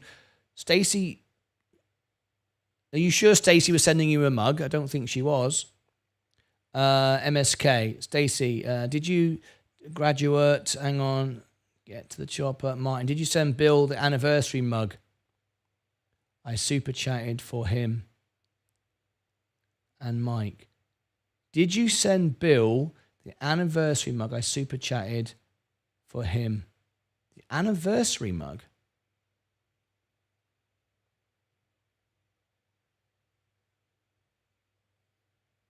Why would you do that? I don't know. If you wanted to buy someone a mug, why would you not just put their address in and do it to them? Why would you? I don't remember this. You asked me to send them a mug. Why would you do that? Why wouldn't you just send them a mug? I've got no orders. All my orders have gone out. I don't know anything about that. I don't remember that at all. It is okay. I just sent support to the channel, Jerry and Alba. I'm really sorry, but I can assure you it's not gone through twice. If it was, I would honestly tell you. Can someone link the... Why is this person asking for the link? We're about to watch it. It starts in 4 minutes. Hydro, please go back up. Someone said good earnings, so I bought in. Oh, I see. Someone said good earnings. It's not good earnings. They missed. Yeah. Wrong. It's not a good earnings. They missed. Anyway. Getting through the comments. What does this mean? Well, we need to listen to the earnings call. You can look at the chart and tell the earnings wasn't even worth covering. No, that's not true. Not true at all. We've seen great businesses sell off before earnings to have a great earnings and a great projection and a great guidance and a great conference. No, you cannot just say a stock is rubbish and not worth listening to because the stock goes down. We saw Amazon go down 10% and straight back up again. And I think we all agree that Amazon is a good business. I am more happy just being part of the family. Jerry and Elba, appreciate you so much indeed. I can't wait to learn your song, Life is But a Dream. I have a friend, actually, who was part of the Dallas Doo-Wops. They were a famous doo-wop group in the 50s and the 60s. And they're friends of mine, and they've sung in the studio before. The Dallas Doo-Wops, they're very famous in Texas. And... they do all that, and they've sung in the studio with me.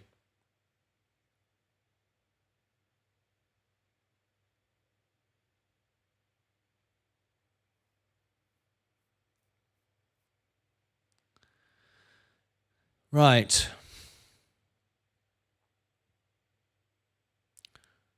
Yeah, if anyone wants to send somebody a mug, please do it directly. Don't send me a super chat to buy someone a mug. I don't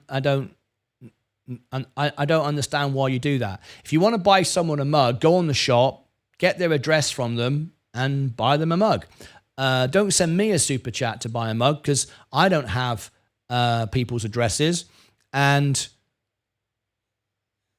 out of the super chat comes the tax and the commission, and it's just just do it directly. I don't even remember. Anyway, I can't remember. Honestly, I do everything as it comes in and it's done. I can't tell you 3 months ago if I sent someone a mug. I can't. I mean, I've got no bloody idea. I don't remember what I did yesterday, let alone did I send Bill a mug 6 months ago. I can't remember that. Anyway, 1 minute to go. Okay, we're listening in. Here's the audio. Now, do expect the earnings to go... whoops. Hang on a minute. Oh, yeah. There it is. Okay. Let me just mute this. Okay. Right, I've got the audio. We don't want to be playing that for copyright reasons.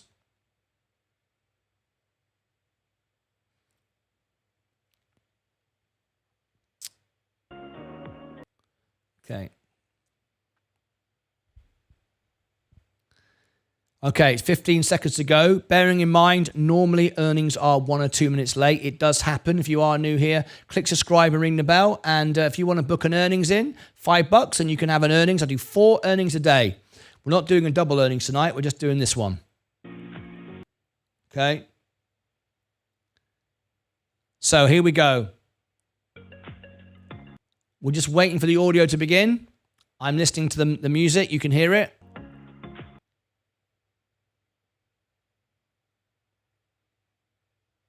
And good afternoon.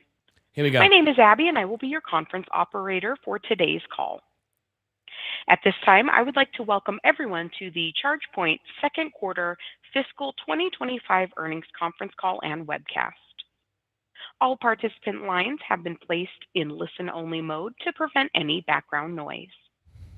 After the speaker's remarks, there will be a question and answer session.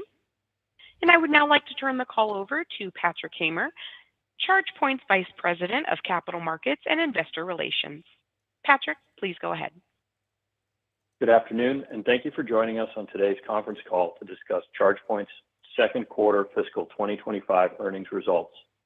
This call is being webcast and can be accessed on the Investors section of our website at investors.chargepoint.com. With me on today's call are Rick Wilmer, our Chief Executive Officer, and Mansi Khetani, our Chief Financial Officer.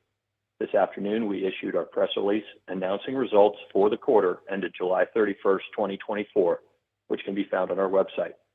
We'd like to remind you that during the conference call, management will be making forward-looking statements, including our outlook for our third quarter of fiscal 2025. These forward-looking statements involve risks and uncertainties, many of which are beyond our control and could cause actual results to differ materially from our expectations. These forward-looking statements apply as of today, and we undertake no obligation to update these statements after the call. For a more detailed description of certain factors, it's not a bad earnings, actual actually. Results to differ, please refer to our Form 10-Q. It's one of their best the earnings. SEC They've on matched June 6, expectations. 2024, and our earnings release posted today on our website and filed with the SEC. Not too bad at all. On Form 8-K. Also, please note that we use certain non-GAAP financial measures on this call. We reconcile to GAAP in our earnings release and for certain historical periods in the investor presentation posted on the Investors section of our website. And finally, we'll be posting the transcript of this call to our Investor Relations website under the Quarterly Results section. And with that, I'll turn it over to Rick. Hello, everyone, and welcome to ChargePoint's second quarter fiscal 2025 earnings call. Today, I will provide business and market updates, walk through key financial results for the quarter, and share the progress we have made across the 4 areas of focus. I will then give a chronological overview of our plan. I will begin with some news. To improve our operational efficiency and right-size our business for market conditions, we have reduced our non-GAAP operating expense by an estimated $38 million on an annualized basis. We are reducing our headcount by approximately 15% and trimming non-personnel expenses in all areas of the company, with the majority of reductions in sales and marketing. This is an offensive move. These reductions will enable us to move faster by streamlining operations. For example, we are flattening the sales and marketing organization, increasing speed and focus, and maximizing resources directly related to revenue generation. We have done this successfully in the past, cutting almost $90 million of annualized non-GAAP OPEX from a high point of $89 million in Q2 of last year to $66 million in Q2 of this year, streamlining our resources while accelerating our product roadmap. All these changes enhance our core go-to-market and innovation capabilities to keep us dominant when the market returns. We are seeing green shoots already. Sales of passenger EVs have settled into a stable, predictable growth path, a clear sign of sustainable adoption. In Q2, OEMs slashed U.S. lease prices to clear the way for 2025 models. These aggressive price cuts triggered a surge, with sales jumping 23% over Q1 and climbing 11% year over year, putting many drivers behind the wheel of an electric vehicle for the first time. When the 2025 models hit the market in the coming months, boasting superior specs and broader selection, EV momentum is only going to accelerate. J.D. Power's latest data says that 24% of shoppers now are very likely to go electric for their next vehicle. Plug-in hybrid sales were up 59% in the first half of the year, underscoring the critical role of charging infrastructure, which is a huge win for ChargePoint. Transitioning to the second quarter, we delivered as promised. Q2 revenue was $109 million within our stated guidance range. Non-GAAP gross margins continued to improve for the third consecutive quarter, coming in at 26% for Q2. This is the highest our gross margin has been in nearly 3 years, and we expect continued improvement as we transition manufacturing to lower-cost locations. What kept us from the high side of Q2 guidance was fleet, where a number of large deals pushed due to external factors, including delayed permitting, construction, and switchgear delivery. However, we do expect improvement in this area as we are on pace to double our fleet opportunities this year. ChargePoint remains the platform of choice for all types of customers to build their businesses, including auto OEMs. Recent customer wins include our work with Porsche, who are building the Porsche Charging Services Owner app on ChargePoint's platform. Our successful partnership with the Hyundai Motor Group has expanded from its namesake to the Genesis brand. They join our roster of more than a dozen auto OEMs who have selected ChargePoint as the platform of choice to build their charging businesses. In municipal transit, we now partner with Daimler Bus, who will integrate our software and telematics directly into Mercedes-Benz and Setra branded buses. This many vehicle manufacturers choosing ChargePoint is a testament to our software platform leadership. A particular bright spot is municipal transit fleets. Both the OEMs and the fleet operators of these vehicles are customers, building our business at multiple points in the ecosystem. Lastly, here are a few non-financial metrics of note. Our managed port count continues to grow, now at approximately 315,000. DC port growth was nearly 10% for the quarter, up to nearly 30,000. With roaming, we offer more than 1.1 million places to charge worldwide, up more than 10% in the last quarter, thanks to great partnership work. Driver growth is critical to our growth, and we now have 1.2 million quarterly active users, up 20% from our 1 million milestone late last year. We now count 76% of the Fortune 50 companies as customers. Now let me turn to our strategic cornerstones, which are our open modular software platform, our innovative approach to hardware development, our commitment to world-class driver experiences, and operational excellence. In software, ChargePoint is at the forefront of EV charging innovation. We recently partnered with LG, a leader in technology, to bring their hardware onto our charging platform. This partnership aims to expand our reach into smart home solutions, solar integration, and battery storage, areas where LG excels. By working together, we will not only strengthen our technology, but also boost sales for both companies, cementing ChargePoint as a key player in the growing EV market. In hardware, this August, we introduced OmniPort, a game-changing connector solution that works with both NACS and CCS charging ports. Essential for millions of EVs that need a CCS port and the increasing number switching over to NACS, OmniPort is designed for simplicity. It automatically selects the right connector for your car through our app, or lets you choose on screen when paying by card. Available for both AC We're running and a DC poll chargers, on X. OmniPort, Please vote. developed in Buy, hold, or collaboration sell. with our co-development partners, will begin shipping later this year. Here is the link in the It chat. ends the connector confusion for all who choose ChargePoint, making OmniPort the go-to choice for station owners. In Q2, we launched Europe's first payment terminal to meet the latest OCPI industry standards and comply with the recently instated EU regulations. This terminal leverages an open software architecture, enabling it to work with over 50 makes of charging hardware. Both our co-development partners, WNC and Campbell, are actively working on products that we expect will launch next year, supporting the second phase of our strategic plan. Exciting is the only word I can use to describe these future innovations.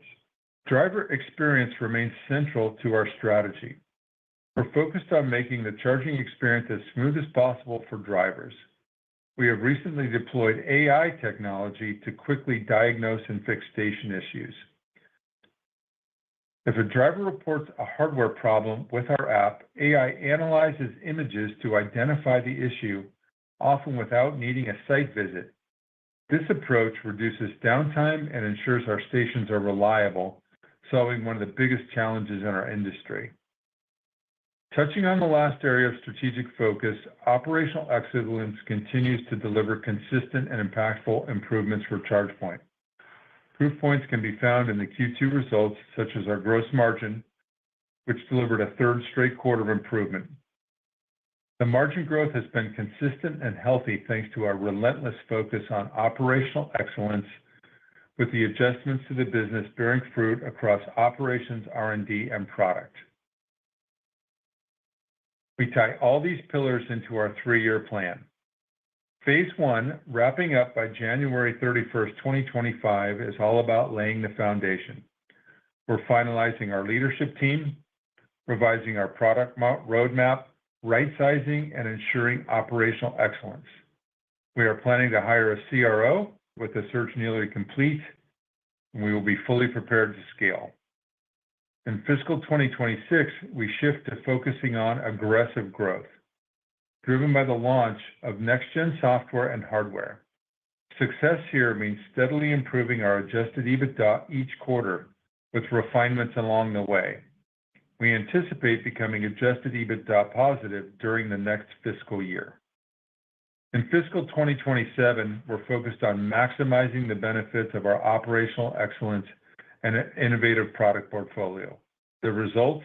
Significant cash flow. The plan is designed for scalable growth and long-term profitability. When the market conditions improve, we will be ready to scale, and despite market conditions, we will continue to improve in the interim. We remain the leader in EV charging.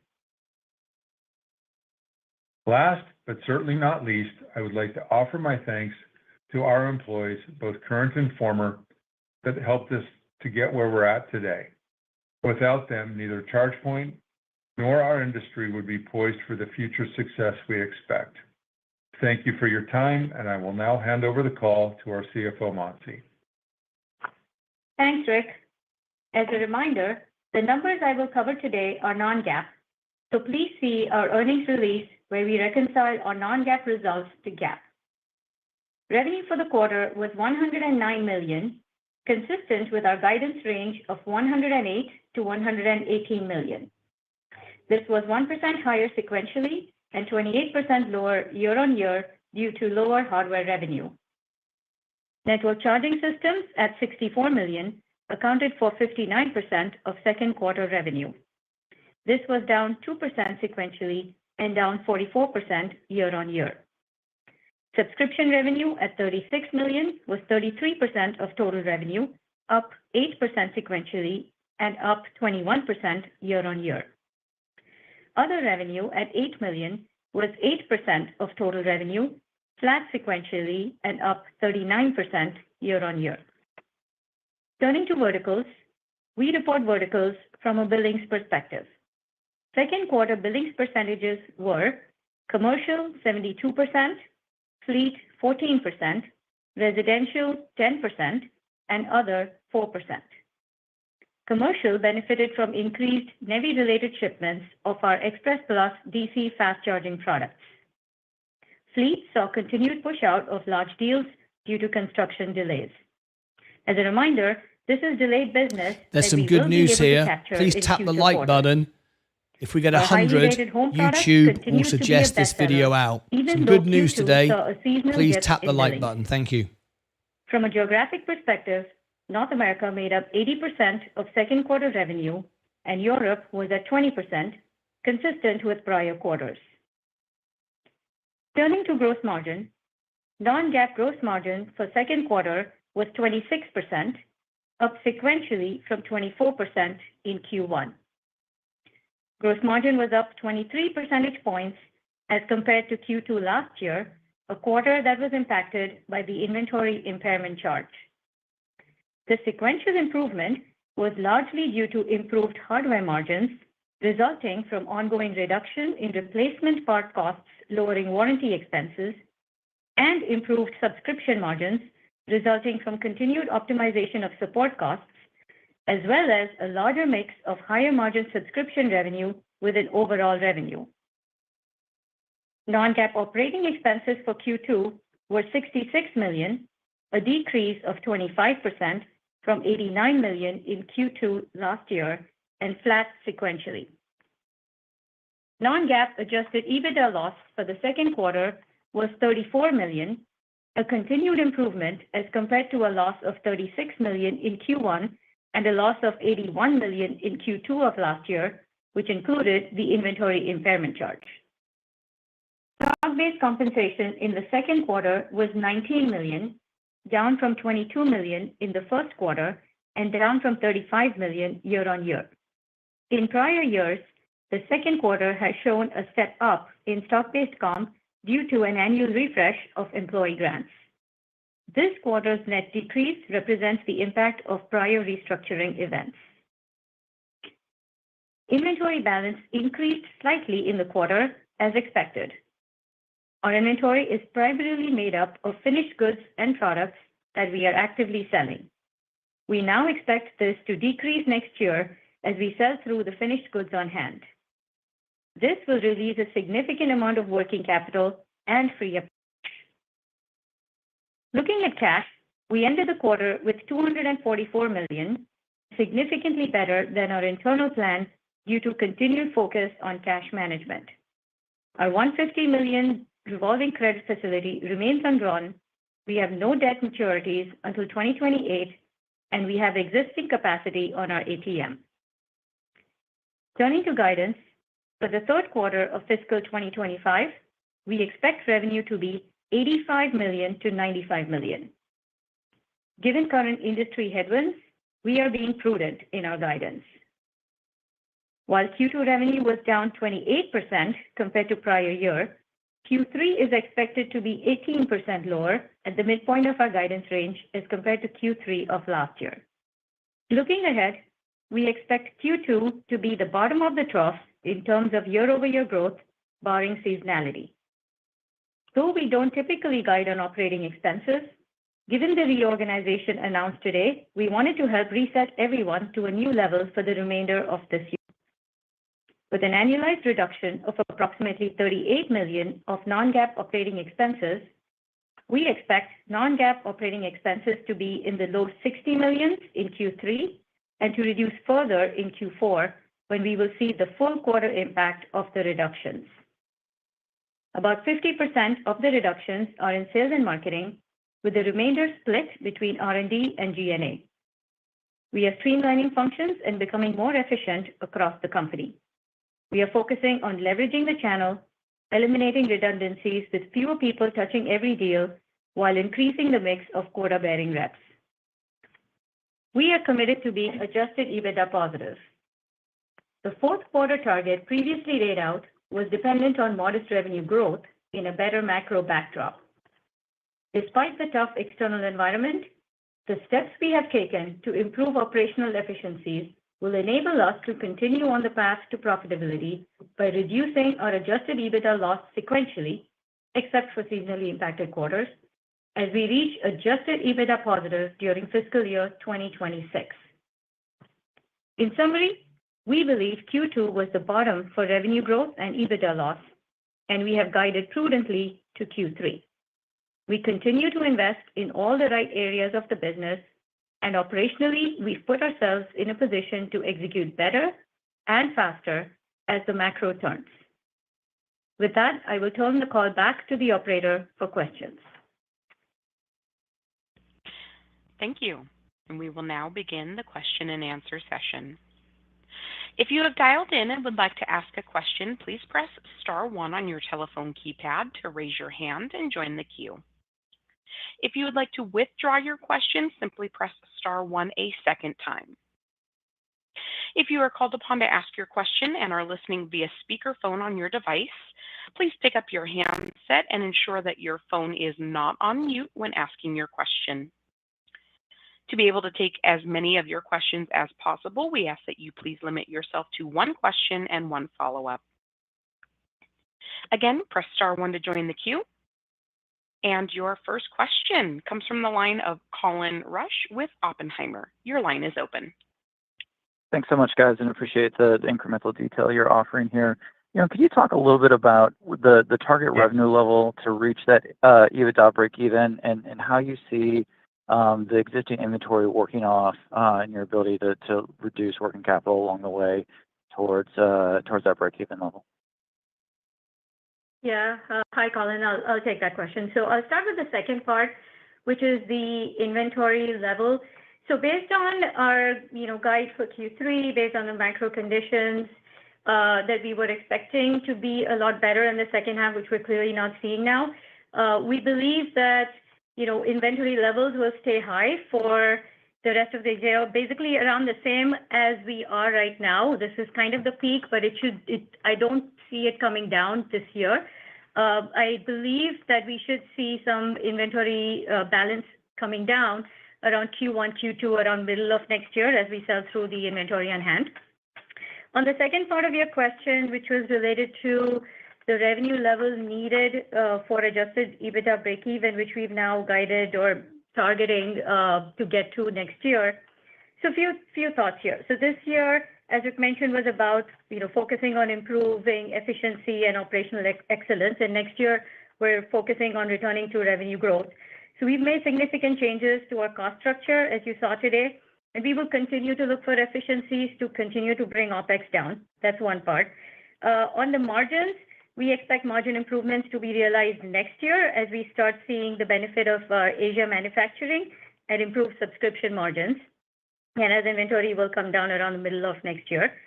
Now, that said, we obviously need to see a moderate amount of revenue growth next year, which we think could be possible from a number of things. Right? First, the deals pushing out from this year will materialize next year, and in many cases, they're even expanding.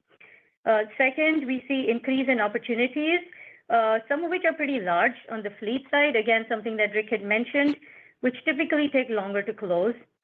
And the third would be we are seeing signs of gradual improvement in the overall macro, where we're seeing some green shoots. And overall, subscription revenue will also continue to grow due to our large install base. So based on these, we're targeting to see break even sometime during next year, but the exact timing of it will depend on actual revenue growth. Okay, thanks so much. I'll take a follow-up offline. But while I have you, on the technology side, obviously there's an awful lot happening in terms of incremental improvement on batteries, move towards higher voltage and higher wattage on the chargers. Can you talk a little bit about key areas of investment around the development? You mentioned AI and your ability to optimize routes and a variety of other things. But how should we be thinking about the kind of one or two key priorities for you guys from a technology investment perspective? Yeah. Hi, Colin. This is Rick. Good to talk to you. We've got two major areas of focus, simply put, software and hardware. As we announced a couple months ago, we hired a new chief development officer for software, and he's really now coming up to speed and starting to refine our go-forward roadmap for software. And I really expect a lot of exciting innovation in that area. And then on the hardware side, as we mentioned in the prepared remarks, we continue to work with our co-development partners, WNC and Campbell. And as I again said in the prepared remarks, we've got some really exciting new hardware products coming out in the future. I can't wait to get those into the market. So those are the two big areas of focus for us. Okay, thanks, guys. And your next question comes from the line of Stephen Gengaro with Stifel. Your line is open. Thanks. Good afternoon, everybody. I guess two from me, but what I'd start with is Rick, you were pretty, you had some optimism around some green shoots in your prepared remarks, and I'm just curious when you think about what you're seeing in the market right now. Jerry and Elba donated $30 through a super chat. Expectations on the EBITDA side next year.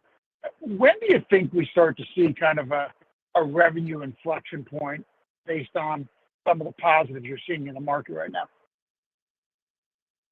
Hard to predict. Again, the green shoots, I think, are very specific. And one is we've seen a number of current customers significantly expand their deployment plans, by, in some cases, an order of magnitude. In other cases, specifically in fleet, which we've talked about, we've seen the pipeline and the opportunities that are coming our way in fleet expand very significantly, doubled over last year. So that, again, feels like a pretty strong green shoot.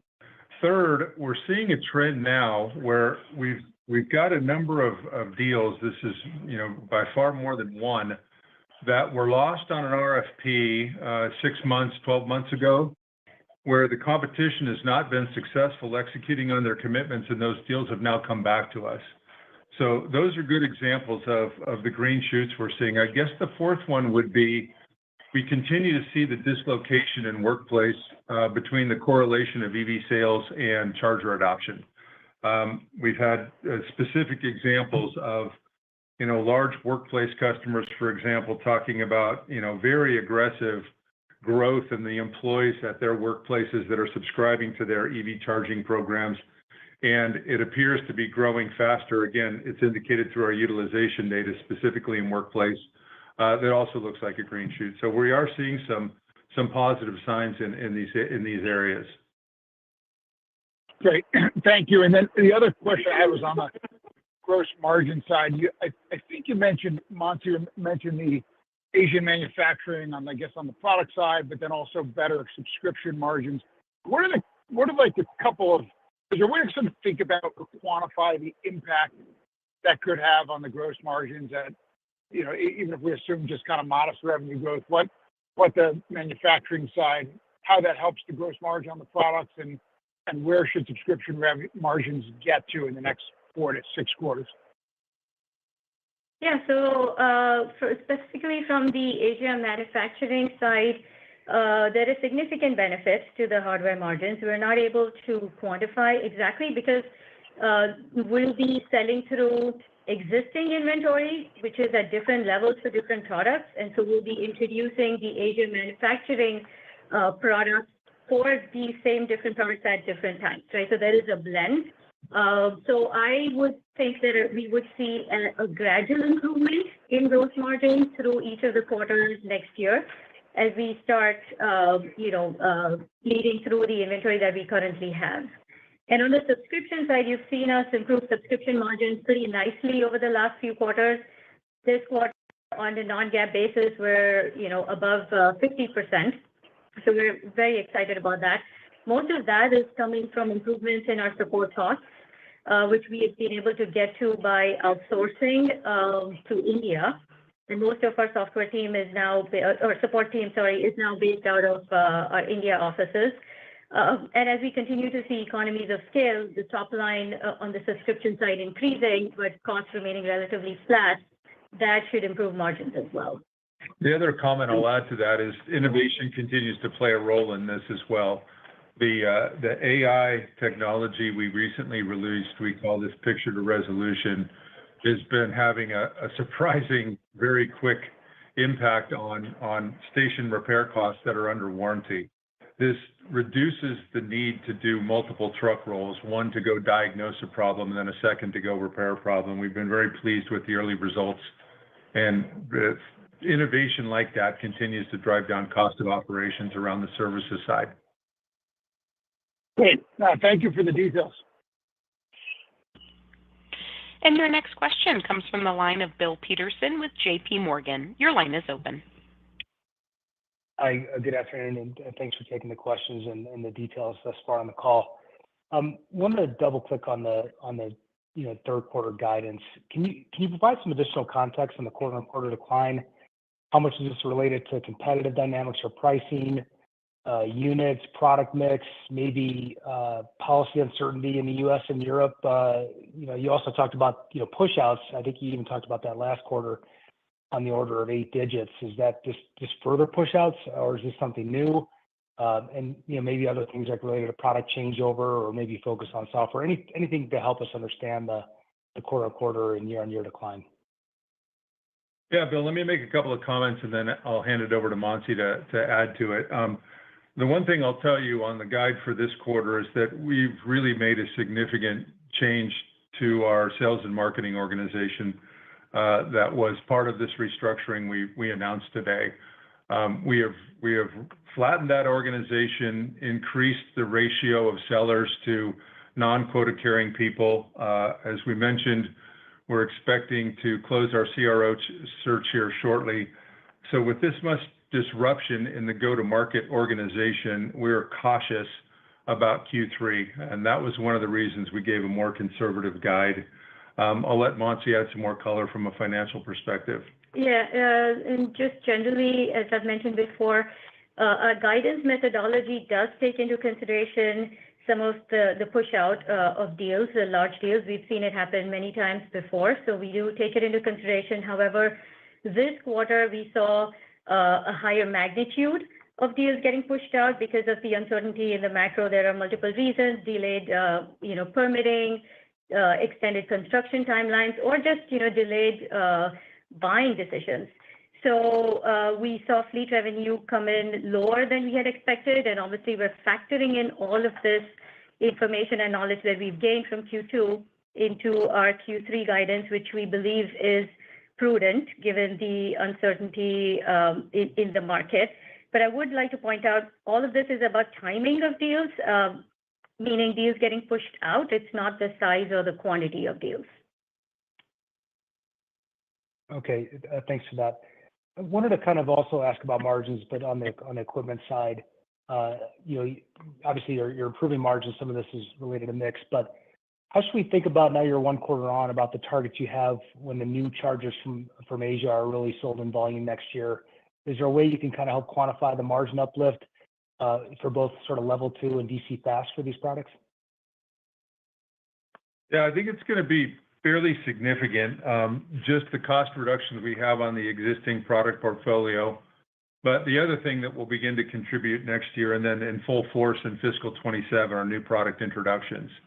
And when I get the question, Rick, what's a good charger? It's a very simple answer. It's very reliable, very durable, and low cost. And we are focused on improvements on all of those areas with our next-gen products. And those, again, we'll start to see the beginning of that impact next year and then really in full force in fiscal 27.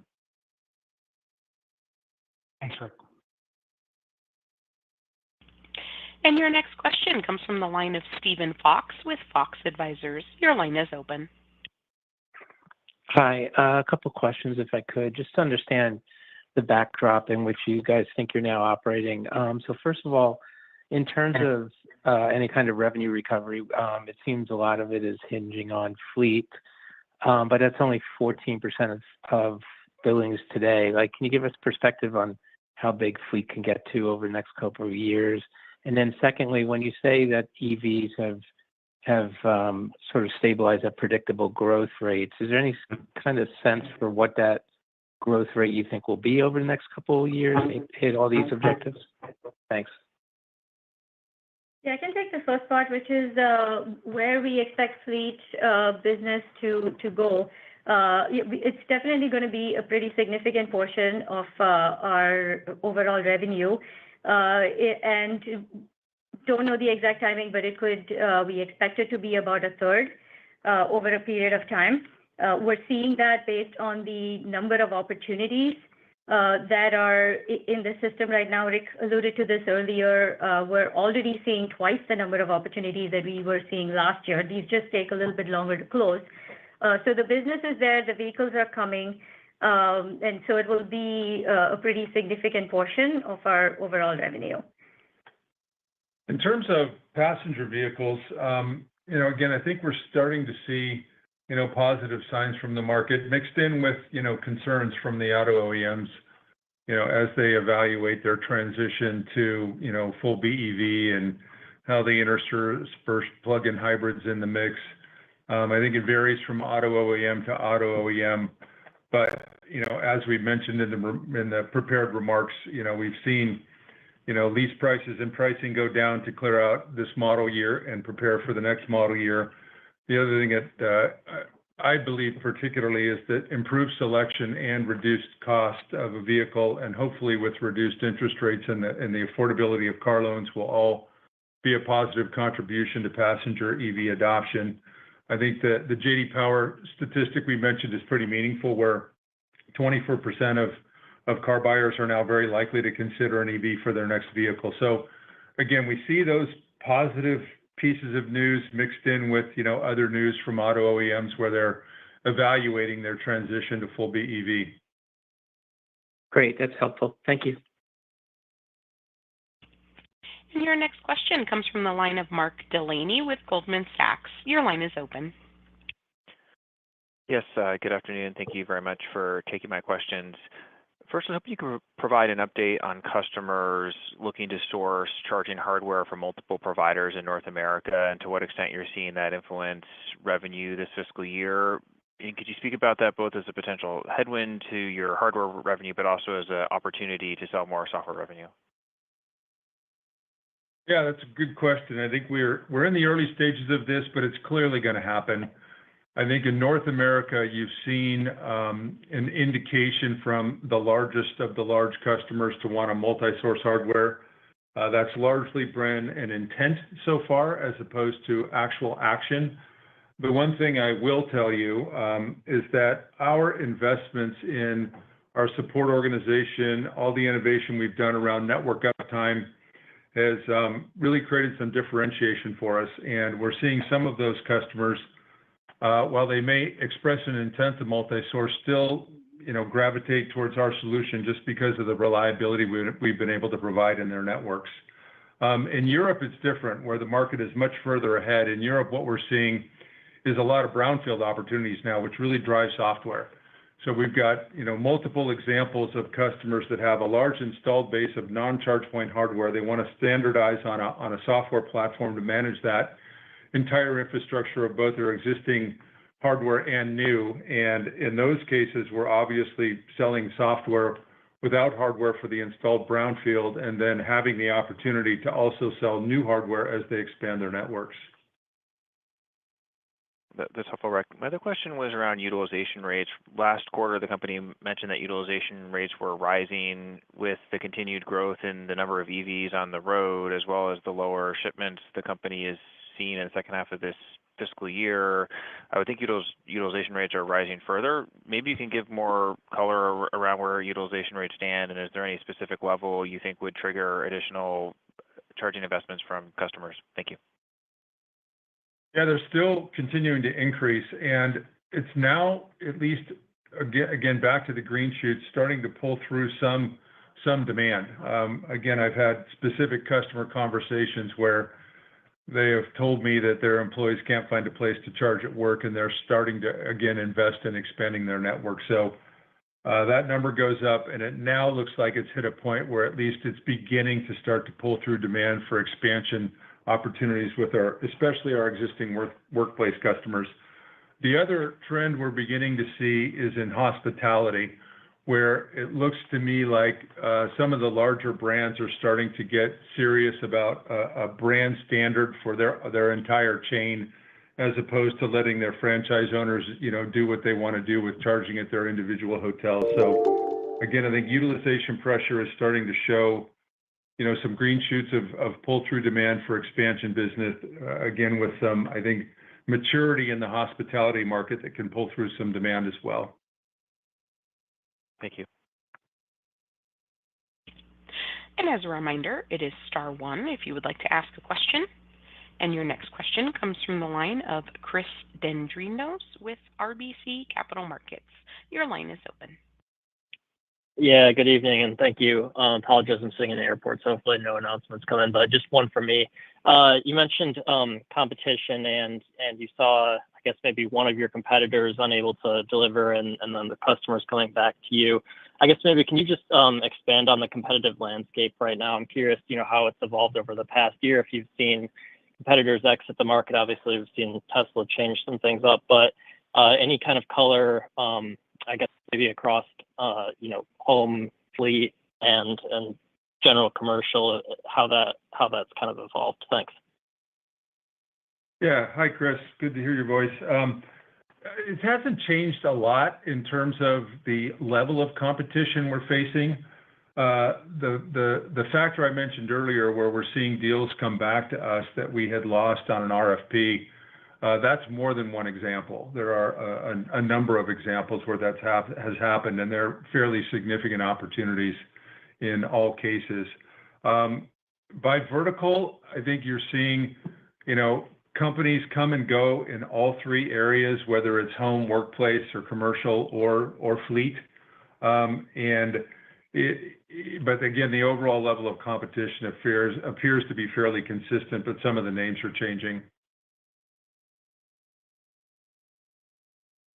Thank you. That's it for me.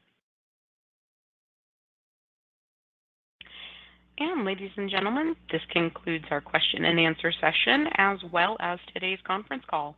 We thank you for your participation, and you may now disconnect. So there we go. There's the earnings. Another earnings done. So if you would like to get the buy zones, the sell zone, the support levels to be able to trade this stock, you can as a member of the show. You can join Sensei on Sunday and he will do you all the buy zone, sell zone, support levels. I do the fundamentals. If anybody wants me to do a ChargePoint analysis, I will do a ChargePoint analysis for you, a full fundamental. It's a membership perk with a super chat. Or for free as a member, you can get Sensei to do a full technical chart for you on Sunday. So here is the upcoming show. This is on Sunday. This is Sensei's show here. He will do the technical chart analysis for you to establish those buy zone, sell zone, support levels. Let me give it to you now. Sensei on Sunday, 3 p.m. Central Time. There is the link as a member.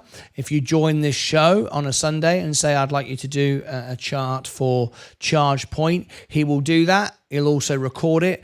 I will then turn it into a video, which will go out by itself as well. So that's the event on Sunday if you want that.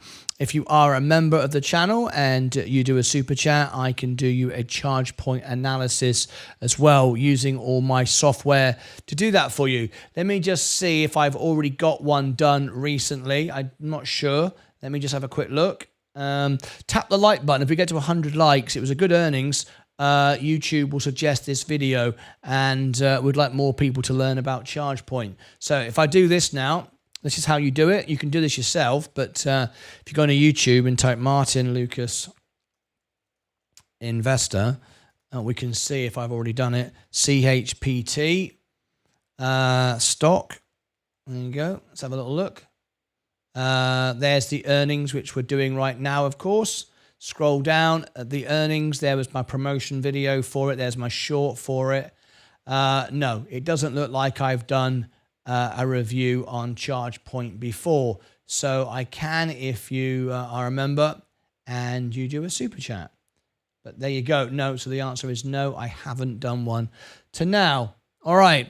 Now then, I'm going to let you know about a major event, which is very, very important for all stocks.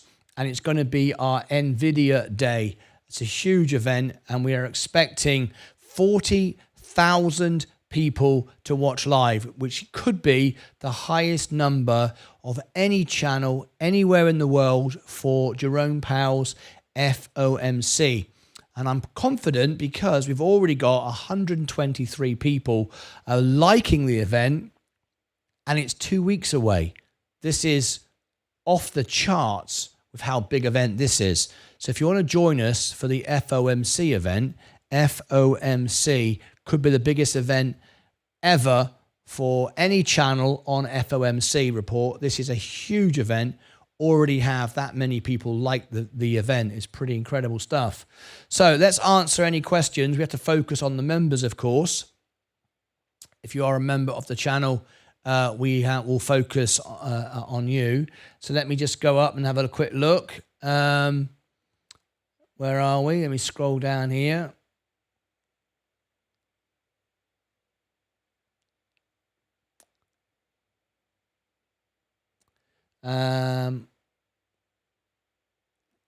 Jerry and Alba said, I just care more that it helps you because you're a blessing to me and my wife. That's wonderful. Thank you very much indeed for your support. And I will do my best to get that song, those two songs learned for you now. Hopefully, Jaren Elbers didn't respond to a fake request from a scammer. Yeah, it's very strange what's happened, Vanessa. He said he's super chatted several times. He did it, but I've got no record of it at all. And I've tried to find it, and I've done everything I can. There's no evidence of it at all. But obviously it worked because he's done 3 since then. He's become a member on both channels, subscribed, done super chats for songs. So I'm going to do all those songs for him. But I don't know where that other one went to. I have no idea. No, it was from the channel you sang on. We talked about it. I've done all these things now. We've gone through all of this. So that was good. Stacey Bailey, I've responded to you in Discord. I'll be speaking to you later, sending you a message as well. So I'll take care of that. Tim Rogers, I've been trying to confirm Tim Rogers on Discord. Unfortunately, he gave me an incorrect username. And to protect everyone's account, I'm not going to upgrade anyone on Discord until the username is correct. It may be one number, but I have to be accurate because I'm here to protect everyone's account. Okay. Let's go through everybody in the house tonight. Nice comments coming from Jerry. So a guy is going to a big event. His family, his work, friends and relatives are there. But his girl wasn't there, so he still asks, where is everybody? Would love to come on the show and sing with you. P. Lark. Well, P. Lark, you can do that. It's a member's perk, though, to call into the show, because if we open it up to everybody, people abuse it. We get all kinds of crazy people phone in. So if you want to be on the live shows, this show or the music channel, you can. You can be live on the show, but it's a membership perk. It's only a couple of bucks to be a member.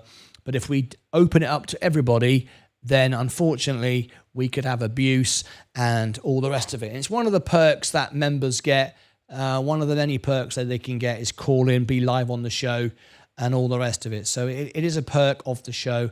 I'm sorry we can't open it up to everyone.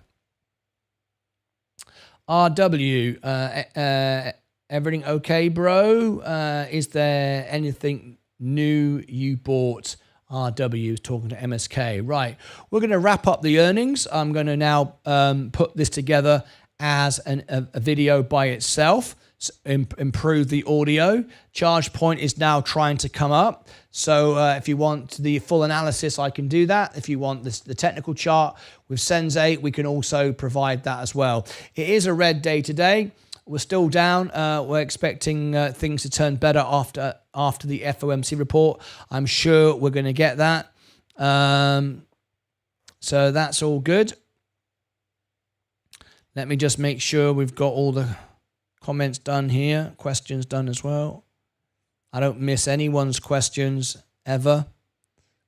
Make sure we've covered everyone. Yeah.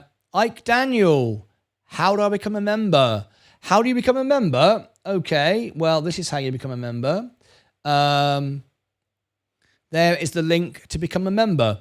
Basically, what you do is you click on that link. If you are on an iOS device, if you are on an iPhone or an iPad, it won't work. Let me explain, because Apple tried to take commission from YouTube and they don't like it.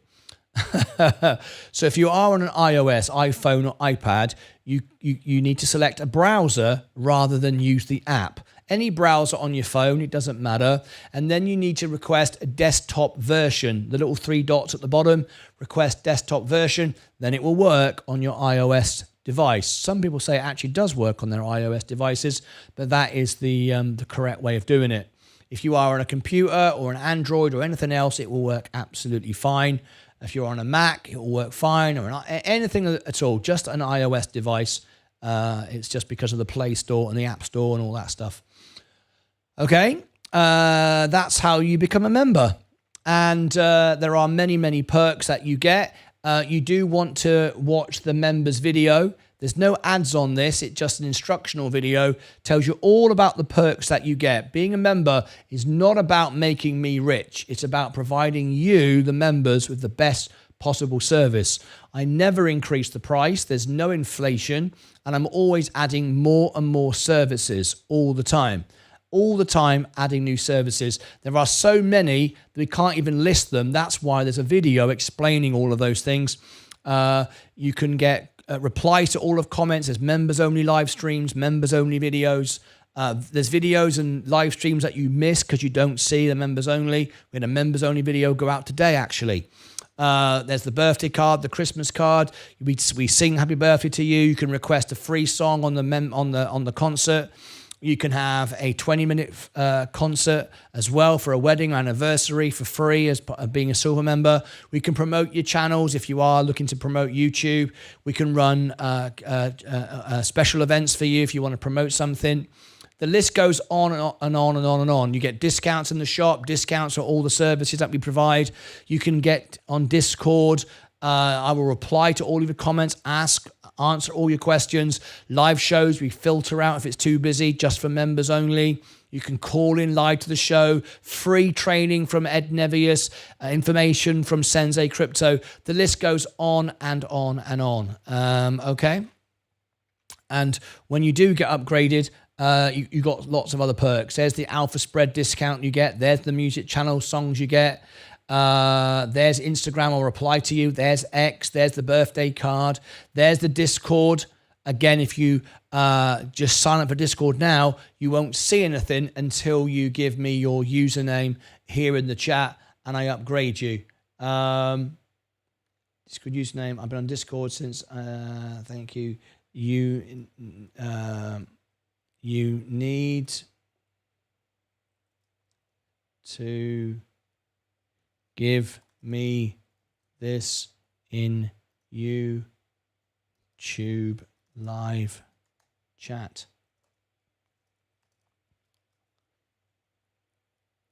I am live now. You gave a slightly incorrect user name.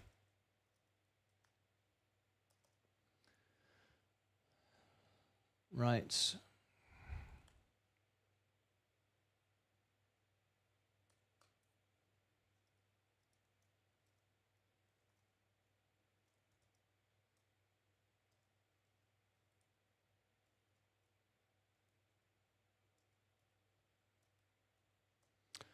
Right. Any more questions?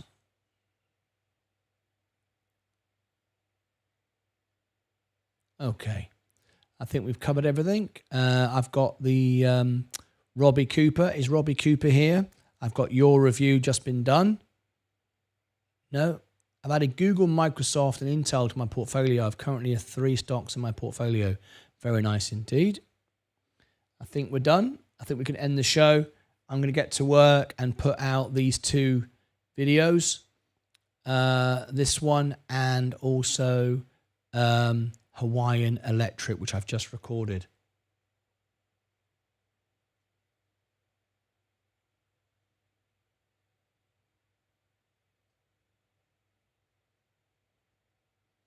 So let's wrap up today's show. And let's clear the screens. And let's do day trader of the day as we roll the credits as well. As you can see, I am down 0.54. Let's see who wins today. Down 5.54%. Whoops, a daisy. Let's see who wins today. There you go. Let's roll the credits and let's get out of here. I'll send you all to the extra channel in a couple of moments. Here we go. So let's rock and roll. Down 0.54%. Let's see who wins and let's roll the credits as well. Let's send you through to the extra channel where we're live 12 hours a day to provide extra support.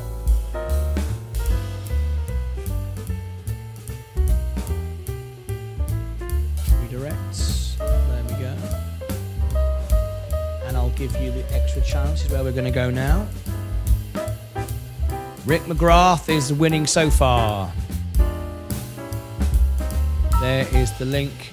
Oops, a daisy. I think that was wrong. There you go. That was better. Ignore the other one.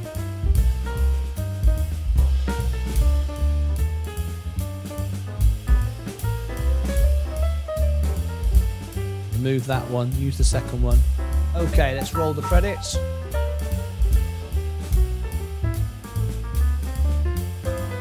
Stars of our show today: Wenbo Hu, Squiddy NP, these are new subscribers, Blackened, Priest, Kane Hoyer, Thermal and Razums, Super Chats, Rick McGrath and Jerry and Elber. Thank you to our stars of our show today. Thank you very much indeed. Amazing. That's it. So looks like Rick McGrath is winning, down DJH 0.98. It looks like Rick McGrath is winning today, up 0.26.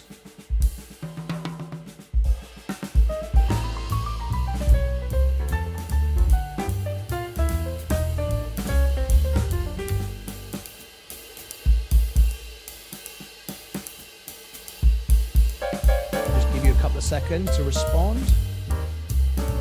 But I'm going to call it Rick McGrath, because it's a bit quiet today. So Rick McGrath, I'm going to say thank you very much indeed and give him a thumbs up. Rick McGrath is our winner.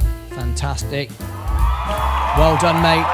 That's it. I'm going to send you to the extra channel. Look out for the premiere tonight.